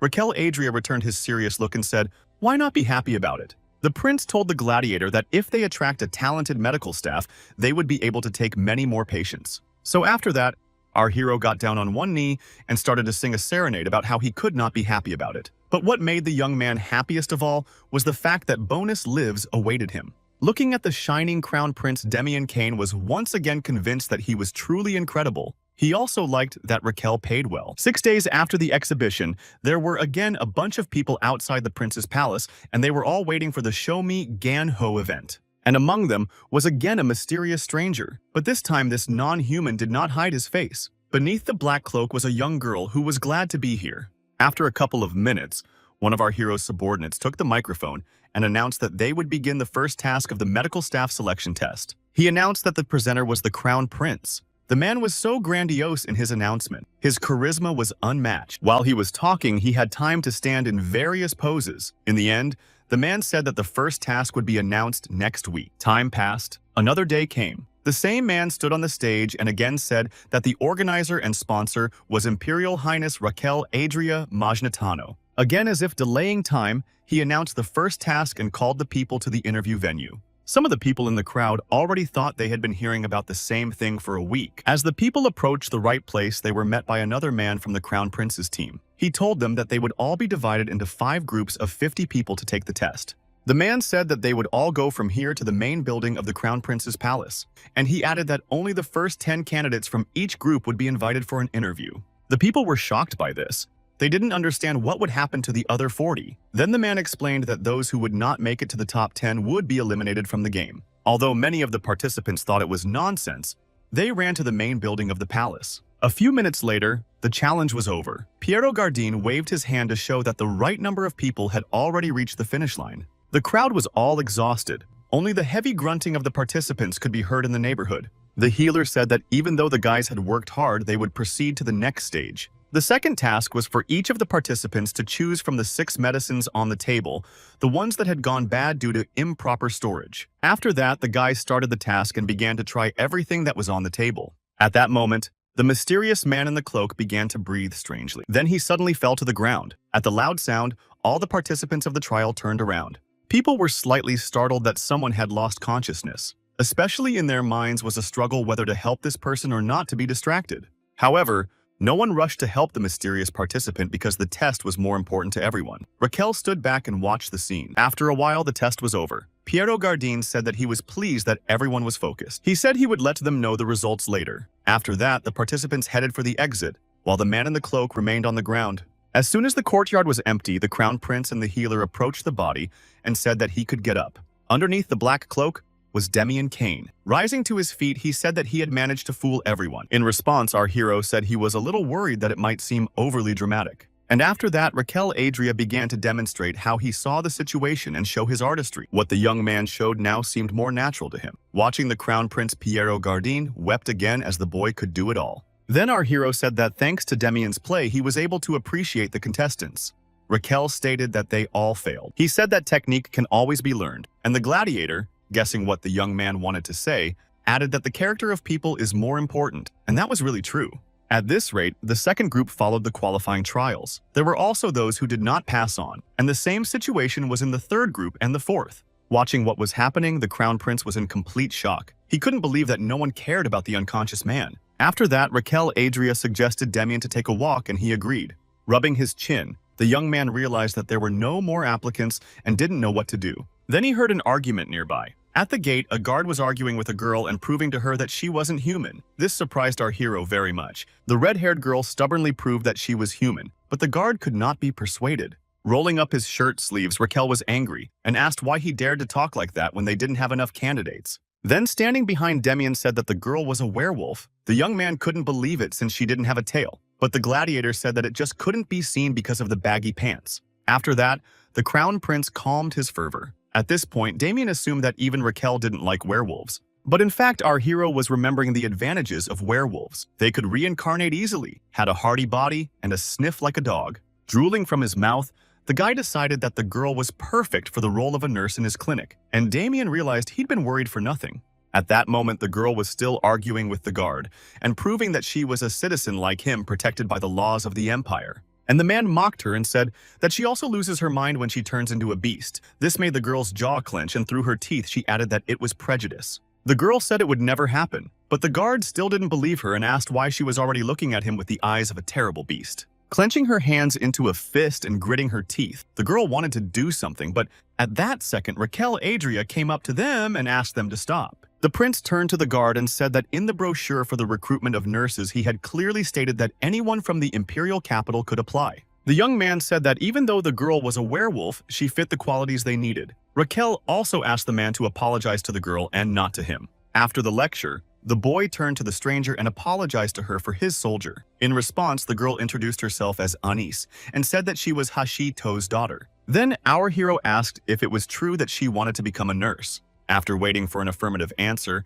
he asked her to take the test. When Anis heard this, she was confused. The young man turned to her and said that since she was a werewolf, she had to be very tough. However, he had not seen it with his own eyes. Raquel said that if the girl defeated the offending soldier in the race, the first test would be passed. This was something the guard could not have expected and was shocked. The guy suggested that they run to the fountain, which was 400 meters away. He said that whoever gets there first and comes back will be the winner. When Anis heard the task, she sharply pulled off her cloak and joyfully declared that she was ready. At that moment, our hero turned to the guard and asked why he was standing still. He ordered the soldier to get ready as well. Taking off all his armor and remaining only in his underwear, the man assumed a pose for the start. Each of them preparing for the race was determined to win and did not want to give in to their opponent. After a couple minutes, the Crown Prince started counting down. As soon as he waved the red flag, the boys immediately ran to the fountain. With an incredible lead, Anis was ahead of the guard. Watching this, Raquel was absolutely delighted with the girl's speed. She quickly ran 400 meters and grabbed the pole inside the fountain and deftly spun around to run backwards. Returning to the finish line on the way, Anis met her rival. He was looking at the girl with frightened eyes. Running past him, she realized that the man was too slow and victory was definitely in her hands. At that moment, the guard's mind was also full of thoughts. He must have been so caught up in them that he twisted his leg and rolled on the ground. Anis noticed this with her side vision and assumed that he had dislocated his shoulder. Just before the finish line, the girl turned around and ran towards her opponent. Of course, she wanted a stunning victory, but her other side said otherwise. Running up to the soldier, Anis grabbed his shoulder. The man didn't realize what was happening and began to panic, but the girl didn't listen to him. Asking him to shut up, she put his shoulder back in place. Seeing this, our hero immediately ran up to her. With delight, he said that it was exactly what he was looking for. Anis did not understand what he was talking about and looked at the prince with a questioning expression. He smilingly gave her his hand with a pendant from Georges and said that she was accepted. In the evening of the same day, the girl was already sitting in the study. Raquel Adria put the contract in front of her and asked her to read it carefully. Anis took the sheets and started to read them, but almost immediately said that the contract was a bit complicated. However, our hero asked her not to worry and told her to read more calmly. At that moment, Piero Gardin noticed that the prince began to behave like a middle-aged man. It seemed strange to him. Watching the focused girl, the guy realized that her physical abilities were incredible. He also liked Anice's character very much, but he could not get one moment out of his head. Raquel saw the girl smiling as she repaired her opponent's shoulder. Even though Anice helped the man, she did it very painfully. Also, the guy knew that they had a lot of difficult patients who could complain about it later. And that couldn't help but disappoint our hero. Sighing heavily, he realized that he needed more of the same talented people. After a while, Raquel turned to Anice and asked her how she felt about the terms of their contract. The girl said that everything was fine, but she wanted to add a few more conditions. At these words, the young man tensed up a bit and stammered and asked what Anice wanted to add. Then she said that she was actually the leader of a clan of about 50 people. Hearing this, the prince was very surprised. And then an undisguised smile appeared on his face. He couldn't believe his happiness. Anice had 50 people like her in her clan. Walking up to the girl, Raquel Adria put his hands on her shoulders and said that this was the place to start. In his thoughts, the prince realized that no one would be able to resist 50 S-class members. At that moment, Anice looked at the guy and asked him to let her fellow clansmen take the exam as well. Our hero was already anticipating the S-class people working in his clinic. The girl also asked Raquel to solve a problem their tribe had been facing since birth. The young man was surprised again. He thought they were short of food since the problem was congenital, but Anice immediately dismissed the prince's assumption. She said that because of this, her clan was at a great disadvantage in society. The girl said that their problem was the tail. Such a statement dumbfounded the lad. Then Anice explained that it was because their tail did not move according to their wishes. However, Raquel Adria still didn't understand what the problem was and why it was bad. Anice bowed her head and said that because of this, they simply could not hide their emotions. And at that moment, the prince realized that most likely all werewolves were easy targets for cheaters because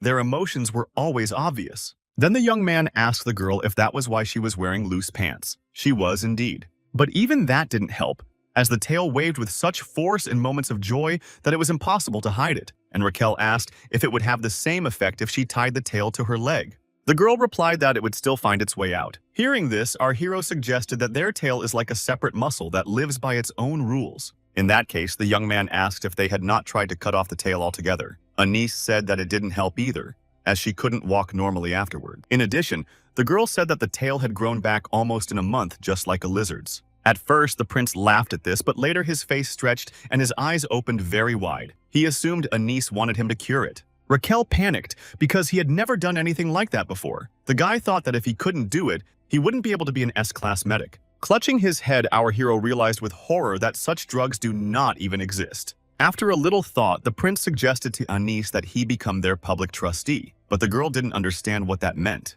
Then Raquel explained that he was using his power and status to support their clan. But Anice immediately cut the idea off and thanked the guy and said she would refuse. The girl said that it would not help them to solve the main problem. She also added that if the boy changed his mind or something happened to him, everything would be the same as before, or even worse. Annie stated that she was not looking for Raquel Adria to get a temporary solution. From these words, our hero thought and asked if the girl hoped to eradicate the problem, and she confidently said yes. In response, the prince sighed heavily and said that he heard her. Anice jumped up with joy and asked if it meant that the boy agreed. The boy confirmed it and said he had no choice. The girl then asked if there was even a way to cure this problem, but Raquel did not give her false hopes and replied that he did not know the exact answer to this question. However, he promised Anice that he would immediately start studying the matter. At that moment, the girl mentally admired Raquel's honesty. The girl thought that if the guy unconditionally guaranteed that he could cure everything, she would be disappointed. After that, Anice got up from the couch and told the prince that she would go and wait for his answer. Raquel was fine with this decision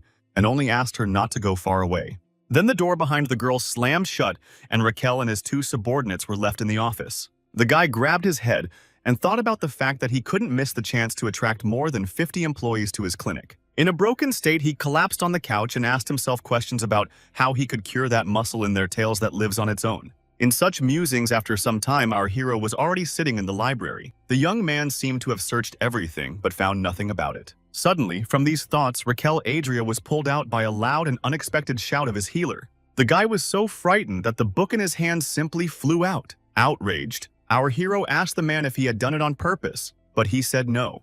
Then the prince asked what was the matter. Piero Gardin replied that if the guy will frown in his body will accumulate stress, which can lead to various diseases. In response, the young man said that he would probably get these diseases because the man scares him so much. However, the healer did not consider this option. Our hero was again angered by the fact that Gardine from some time ago began to decide this. The healer did not comment on this, but added that frowning could also cause wrinkles. He added that if they appeared, it would be impossible to get rid of them. The man smiled sweetly and asked the boy not to frown. Raquel Adria didn't answer anything but smiled at Gardine. The prince assumed that the healer was doing all this on purpose to make him feel better. For that, he was grateful to the man. Then, waving his hands, our hero said that if he did get wrinkles, he would inject himself with fillers or Botox. Gardine was surprised because he didn't understand what it was. The young man then explained that such things are great for reducing and preventing wrinkles. After Raquel Adria said that, it was as if it hit him. He realized what he needed. Botulinum toxin is the real full name of Botox. Of all the toxins discovered by mankind to date, it is the most powerful paralyzing poison. The guy remembered the werewolf problem, and he realized that such a substance in them should create a local paralysis effect in the muscles of the tail. Besides, our hero had just the right poison for this purpose. At that moment, Kuzman's appearance appeared in the young man's mind. Raquel then turned to Piero Gardine and said that he needed the capsules of Kuzman's poison. He asked if they were really in the cache. The man was very surprised by such a question from the young man, but answered it anyway. In that case, with a happy smile, the prince asked the healer to bring the capsules to him and lead him to Anice's room. Meanwhile, the girl was in her suite and was deftly doing push-ups. Hearing a knock on this door, she immediately went to open it. When she saw the young man accompanied by Gardine, Anice was very surprised that they came to her at such a late hour. The prince entered the room and said that the conversation would be about the condition she had mentioned earlier. The boy said that he seemed to have found a solution to their problem. However, before voicing it, Raquel decided to find out two things first. The first was the area of treatment. Touching Anice's back, our hero noticed that her flow was different from humans. He realized that except for the location of Ren Mai, who was responsible for regulating the flow of qi throughout the body, the rest was very similar. He also noticed that the Changqiang and Yaoshu points in the gluteal region were farther apart than in humans, and between them, a whole new system of veins stretched to the tail, which humans don't have. After this examination, Raquel decided that no further explanation was needed, and his verdict was that the girl looked like a human. The young man then asked Anice if she could turn into a wolf. She was a bit confused by this question. Then the prince explained that the vein changes its position during the transformation and he had to examine everything. At first, the girl thought about it, but after a couple of seconds on her head began to appear wolf ears, and a little later, a full-fledged werewolf stood in front of our hero. Looking at her, Raquel said she wasn't as big as he thought. The boy added that it was more like Tenchil, but the girl didn't know who he meant. So he explained that it was the name of his dog. When Anice heard that, she got a little angry and even growled. Then the boy asked if the girl could not speak now because the structure of her mouth had changed. Without waiting for Anice's answer, he asked for her paw, and the girl surprisingly complied with his request. As soon as the girl realized that the prince was mocking her, she growled again. Taking his hands off Anice, Raquel grinned and apologized to her. However, the young man wasn't done with that either. He pretended to shoot the werewolf and it immediately started tumbling around on the floor. Anice began to growl again. Even Piero Gardine's face smiled as he watched what was happening. After a while, our hero sat in his office. He was thinking about the fact that although the place of treatment had been determined, the second task was still unsolved. In front of Raquel stood a box with capsules of paralytic poison. He didn't understand how much of it to use, and that was the main question. However, he realized that knowing the composition of this poison, he would be able to determine the appropriate dose to treat Anice's tail with Botox. At this point, our hero even thought of asking Kuzman, who was now in prison, about it. But this thought quickly left his head as that man was the #1 villain on his list. The young man didn't trust him at all. Then the boy thought that he could eat the poison himself, store it in a mana circle, and test it. Raquel had already even opened his mouth to put it in his mouth. The organs inside him were raging at this moment. They were all against this decision. Gathered in a circle, the organs couldn't believe that the prince would now test the poison on himself. And of course, they began to decide if this was going to happen, which one of them would detoxify him. Then Liver cried out loudly, as he would be the one who would have to deal with all of this. He was outraged and talked about how it would be better for the guy to summon a monster and have the poison fed to him. Hearing the opinion of his organs, our hero asked if they really wanted him to give poison to a small hedgehog. The young man thought they were too cruel, and the organs responded by raging even more. After all, they thought Raquel was not normal and wanted to experiment on his own body. The liver was the most outraged. He said that there are species that specialize in analyzing ingredients, including poison. Raquel Adria had an epiphany. The guy didn't even know that such species existed. Then Liver said he had seen one when he was in the system waiting room, but the boy didn't understand which system waiting room he was talking about. So the organ said that it was literally a waiting room. He added that he slept there until our hero woke him up. In the same room were the heart, lungs, and others. Then the prince asked if the other organs were there too. Liver confirmed this and said that the same was true of the summoned creatures. Raquel was very interested in such a system, but Liver was not going to tell him anything more because the rules forbade it. However, the guy decided to try his luck and asked the organ what the characteristics of this creature were. He just didn't want to go through that lottery again. But Liver picked his ear and rolled his eyes and said he didn't want to do it. Of course, this upset the young man, and his organs were giggling and enjoying the current situation. This made the boy really angry. Raquel got up from his chair and started to shout in an offended voice that he didn't need their handouts in the form of information. And covering his nose with his hand, the prince said that he would make them tell him everything anyway. The bodies noticed that Raquel was going to hold her breath and started giggling again. At this point, our hero was already blushing. It was obvious that he was already getting heavy. Suddenly, the lungs and the heart fell into the same state. They felt that they lacked oxygen. The liver and large intestine became alarmed. The system told the young man that his organs were perplexed by his actions. The lungs had already fallen to the floor. When liver and large intestine saw this, they started yelling at Raquel. Eventually, to make the prince stop mocking them, they told him the characteristics of the creature he needed. A couple minutes later, a fish appeared in front of Raquel. It deftly began to spin around the guy. Looking at it, Raquel assumed it was a flaming sunfish. Then he turned to the summoned creature and smiled and offered to be his friend. Now our hero had two little animals that were sure to like each other. The boy named the fish Bobop. Then he took out a capsule of poison from the box and handed it to the fish, asking if it wanted to try it. The young man got tricky and said it was delicious. The prince's organs were watching what was happening, and they thought he was a devil in the flesh. In a couple of seconds, the contents of the capsule had already gone into the little fish's mouth, and after that, Bobop immediately felt bad. In her language, she shouted curses in the direction of our hero, but nevertheless, she was very tenacious and began to use her skill. First, the fish collapsed on the floor as it died. A second later, her eyes opened. That was the second skill she used. It's called resurrection. Then Bobop ripped a fin and one fang out of her fragile body, and with a grudge, she started to write something down. Raquel smiled and apologized to the creature. In fact, the fish wrote down in its diary everything it ate. Bobop would write down the exact ingredients, the dosage that could kill, and all the other materials. From the outside, it could even seem as if the fish was snitching on someone. After reading the creature's notes, Raquel realized that the poison was indeed a weak version of Botox. Now our hero could calculate a safe dose that would paralyze Anis's tail. At that moment, the young man called out to Piero Gardin and was frightened again. The man jumped out of nowhere. And then the healer was also frightened. He noticed another small creature on the boy's shoulder and was very surprised by it. Then Raquel again made up a story that the animal had come to him in the middle of the night. It seemed that the young man was now standing there with a nose like Pinocchio. In response, Piero Gardin began to laugh. Seeing this, our hero asked why this was happening. The man replied that he remembered a great man mentioned in a history book. The healer meant Lloyd Frontera, who was an architect and lived in the times when their empire was still a kingdom. The young man knew of such a man, and Gardin said he remembered the record saying that the man had 5 summoned beings. Raquel was surprised and asked if Lloyd Frontier was that cool. The man proudly said that he practically laid the foundation of the empire, and rumor had it the architect was especially popular on Fridays. This was all very interesting, but the man abruptly stopped the conversation and ordered the healer to bring Anis to them, and the man immediately ran to fulfill the order. After a while, the girl was already following Gardin to the office of our hero. On the way to the room, Anis pondered whether the guy could really cure her clan. She had such questions because not even a day had passed since the prince started thinking about a cure. Suddenly, Piero Gardin turned to her. Smiling sweetly, he asked the girl if she was nervous.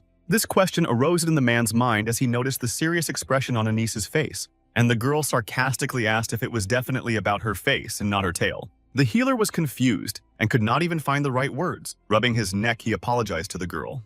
However, after that, Anis smiled and said that she was already used to it. And then she complimented that they hadn't even introduced themselves to each other. They then shook hands and gave their names. The atmosphere became less tense, and the healer asked if he could give the girl some advice. Anis didn't mind that at all. Then Gardin said that he hoped that the prince's treatment would not seem strange to her. That surprised the girl. And the man added that there was a high probability that she would think the boy crazy. At this point, they had already arrived at the right door, and Anis was very curious about what the young man would offer her now. As soon as the doors opened behind them, in a white robe already sat Raquel with 2 of his subordinates. Smiling sweetly, our hero asked the girl to sit down on the couch. Fulfilling the prince's request, Anis asked him if he had found a solution to her problem in just one day. Without revealing all his secrets yet, Raquel Adria asked her to just rely on him. However, this made her suspicious, and she asked him to tell her about the treatment first. From this, the guy assumed that the patient was worried. And so he told her that he would first use a barbed needle to pierce her tail in various places. That gave the girl goosebumps. And what the guy said next shocked her. Raquel said he would inject poison under her skin. While our hero was telling his plan of action, he was smiling. He and all his subordinates thought it was very cool, but Anis was of the exact opposite opinion. With round eyes and pale face, she silently turned towards Piero Gardin. In his face, Anis looked for some kind of support, and the man's whole look told her that the girl should trust them to my lord. The same words reeked from the rest of the prince's subordinates. They were saying that Raquel Adria could be trusted. Grabbing her hair, Anis panicked as she realized that everyone in the palace had something wrong with their heads. Noticing the burdened state of his patient, the boy asked her not to hesitate long enough to trust him. Despite the fact that the young man did not look reliable to Anis, she decided to give him a chance. The girl thought that if our hero succeeded in his plan, her clan would no longer suffer for the tales. In that case, Anis decided that even if it was dangerous, it was better to try. And transferring her gaze to Raquel, she said that she agreed to the treatment. Then the guy smiled at her, and with a snap of his fingers, one of his servants brought her a white blanket with a hole for her tail. In a few minutes, a completely naked Anis was lying on the couch. The girl's body was covered with the sheet, and only her tail was peeking out of the hole. Raquel Adria then prepared his hands and was ready to begin. Watching what was happening, his servants marveled at their prince. Walking up to Anis, the guy placed his palm on her lower back and activated the Azrahan method. This method seemed incredible to him as all the acupuncture points really existed. He realized that even thousands of years of experience and knowledge with modern equipment did not allow him to see them. The young man felt the lack of this when practicing traditional medicine. The boy believed in the existence of acupuncture but could not see them. Now he was able to do so with ease. A little happy about this, our hero took out the barbed needles and decided to start the treatment. The prince decided that the first point would be Xuanshu with a depth of 1.5 centimeters. While sticking the needle in there, the young man simultaneously used his slot and released 0.1 of a millimeter of paralyzing poison. Meanwhile, Anis twitched slightly but didn't make a sound. The next point was Ming Meng's point with a depth of 2.1 of a decimeter. Then the guy stuck the needle into Yao Yangquan's point with a depth of 2.4 of a centimeter. After a few minutes, Raquel noticed that the mana that was trying to bypass the Xuanshu point had found its healing direction. It flowed down both sides of the back extensor muscles. Our hero noticed that Anis's tail was losing strength, however. It was only now that things started to happen. With needle in hand, the boy realized that paralyzing the tail was only half the battle. The most important thing was to keep it paralyzed for the rest of its life. At this point, the girl's tail started hitting the young man in the face, and from this, the prince was amazed at the patient's ability to recover. But it was also something Raquel Adria had expected, so he decided it was time to speed up the process. With needle in hand, the young man headed towards Yao Shu's point. And lastly, there was a point on Anis's neck. It was called Nao Kun. Anis was shocked that the prince had just stuck a needle in the back of her head. The girl was perplexed that the young man was prying into her head despite her asking him to stop her tail. After that, our hero only had to watch the tail. The tail twitched for a few seconds, but later fell down without moving. When Raquel Adria saw this, he enthusiastically raised his hands in the air and shouted that everything was ready. Pulling all the needles out of Anis's body, he told her that it was all over and now she could relax. With some hesitation, the girl got up from the couch. She realized that not much time had passed since they had started.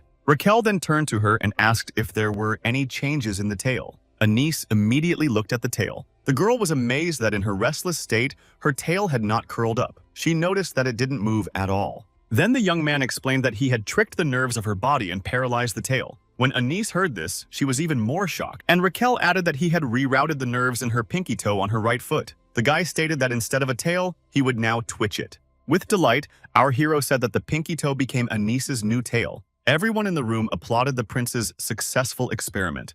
However, after a couple seconds, the girl began to whimper, and a little later, tears flowed from her eyes. But the guy was not surprised by this reaction. He realized that it was all the accumulated sadness and resentment the werewolves felt. Raquel thought they would never have to face this again. Anis wiped her tears a little calmer and thanked the young man for his treatment. Then our hero proudly threw back his head and said thanks enough. He added that now it was time to sign the contract. The prince asked the girl if she remembered the special clause. Raquel reminded Anis that she had promised to bring her tribe if he cured her tail. Holding out the pen with the contract to the girl, the guy smiled and asked her to start by signing the contract. At this point, Anise looked at the young man with a sort of wan look. She realized that the crown prince was an unusual person. After a while, our hero and his loyal subordinates stood near the door of the office where many werewolves stood before him. Looking at their tails, the guy laughed uncontrollably. Piero Gardine then turned to the boy and asked if he was really that happy. With delight, Raquel Adria answered yes. After all, the crown prince now had 50 S-ranked medics.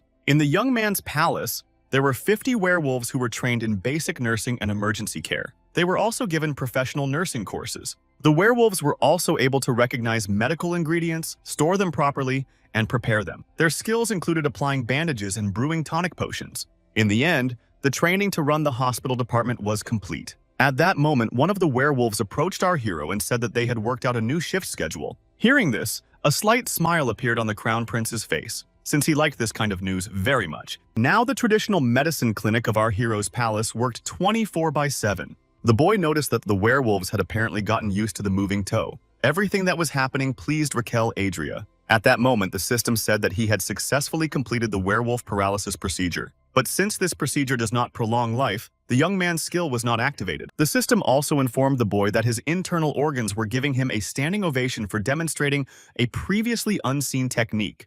And then it said that the noise caused one of Raquel's internal organs to open its eyes. It was his stomach waking up. He was just a baby, and upon waking up, he immediately started demanding something tasty. The stomach remembered all kinds of tasty dishes and asked our hero to immediately bring him everything. Due to his age, the baby was very capricious, and he felt dizzy from not being allowed to eat. Observing this picture, Raquel Adria was in shock and did not understand where he would get pizza pork and sweet and sour sauce and all that. There was no such thing in the place where they were.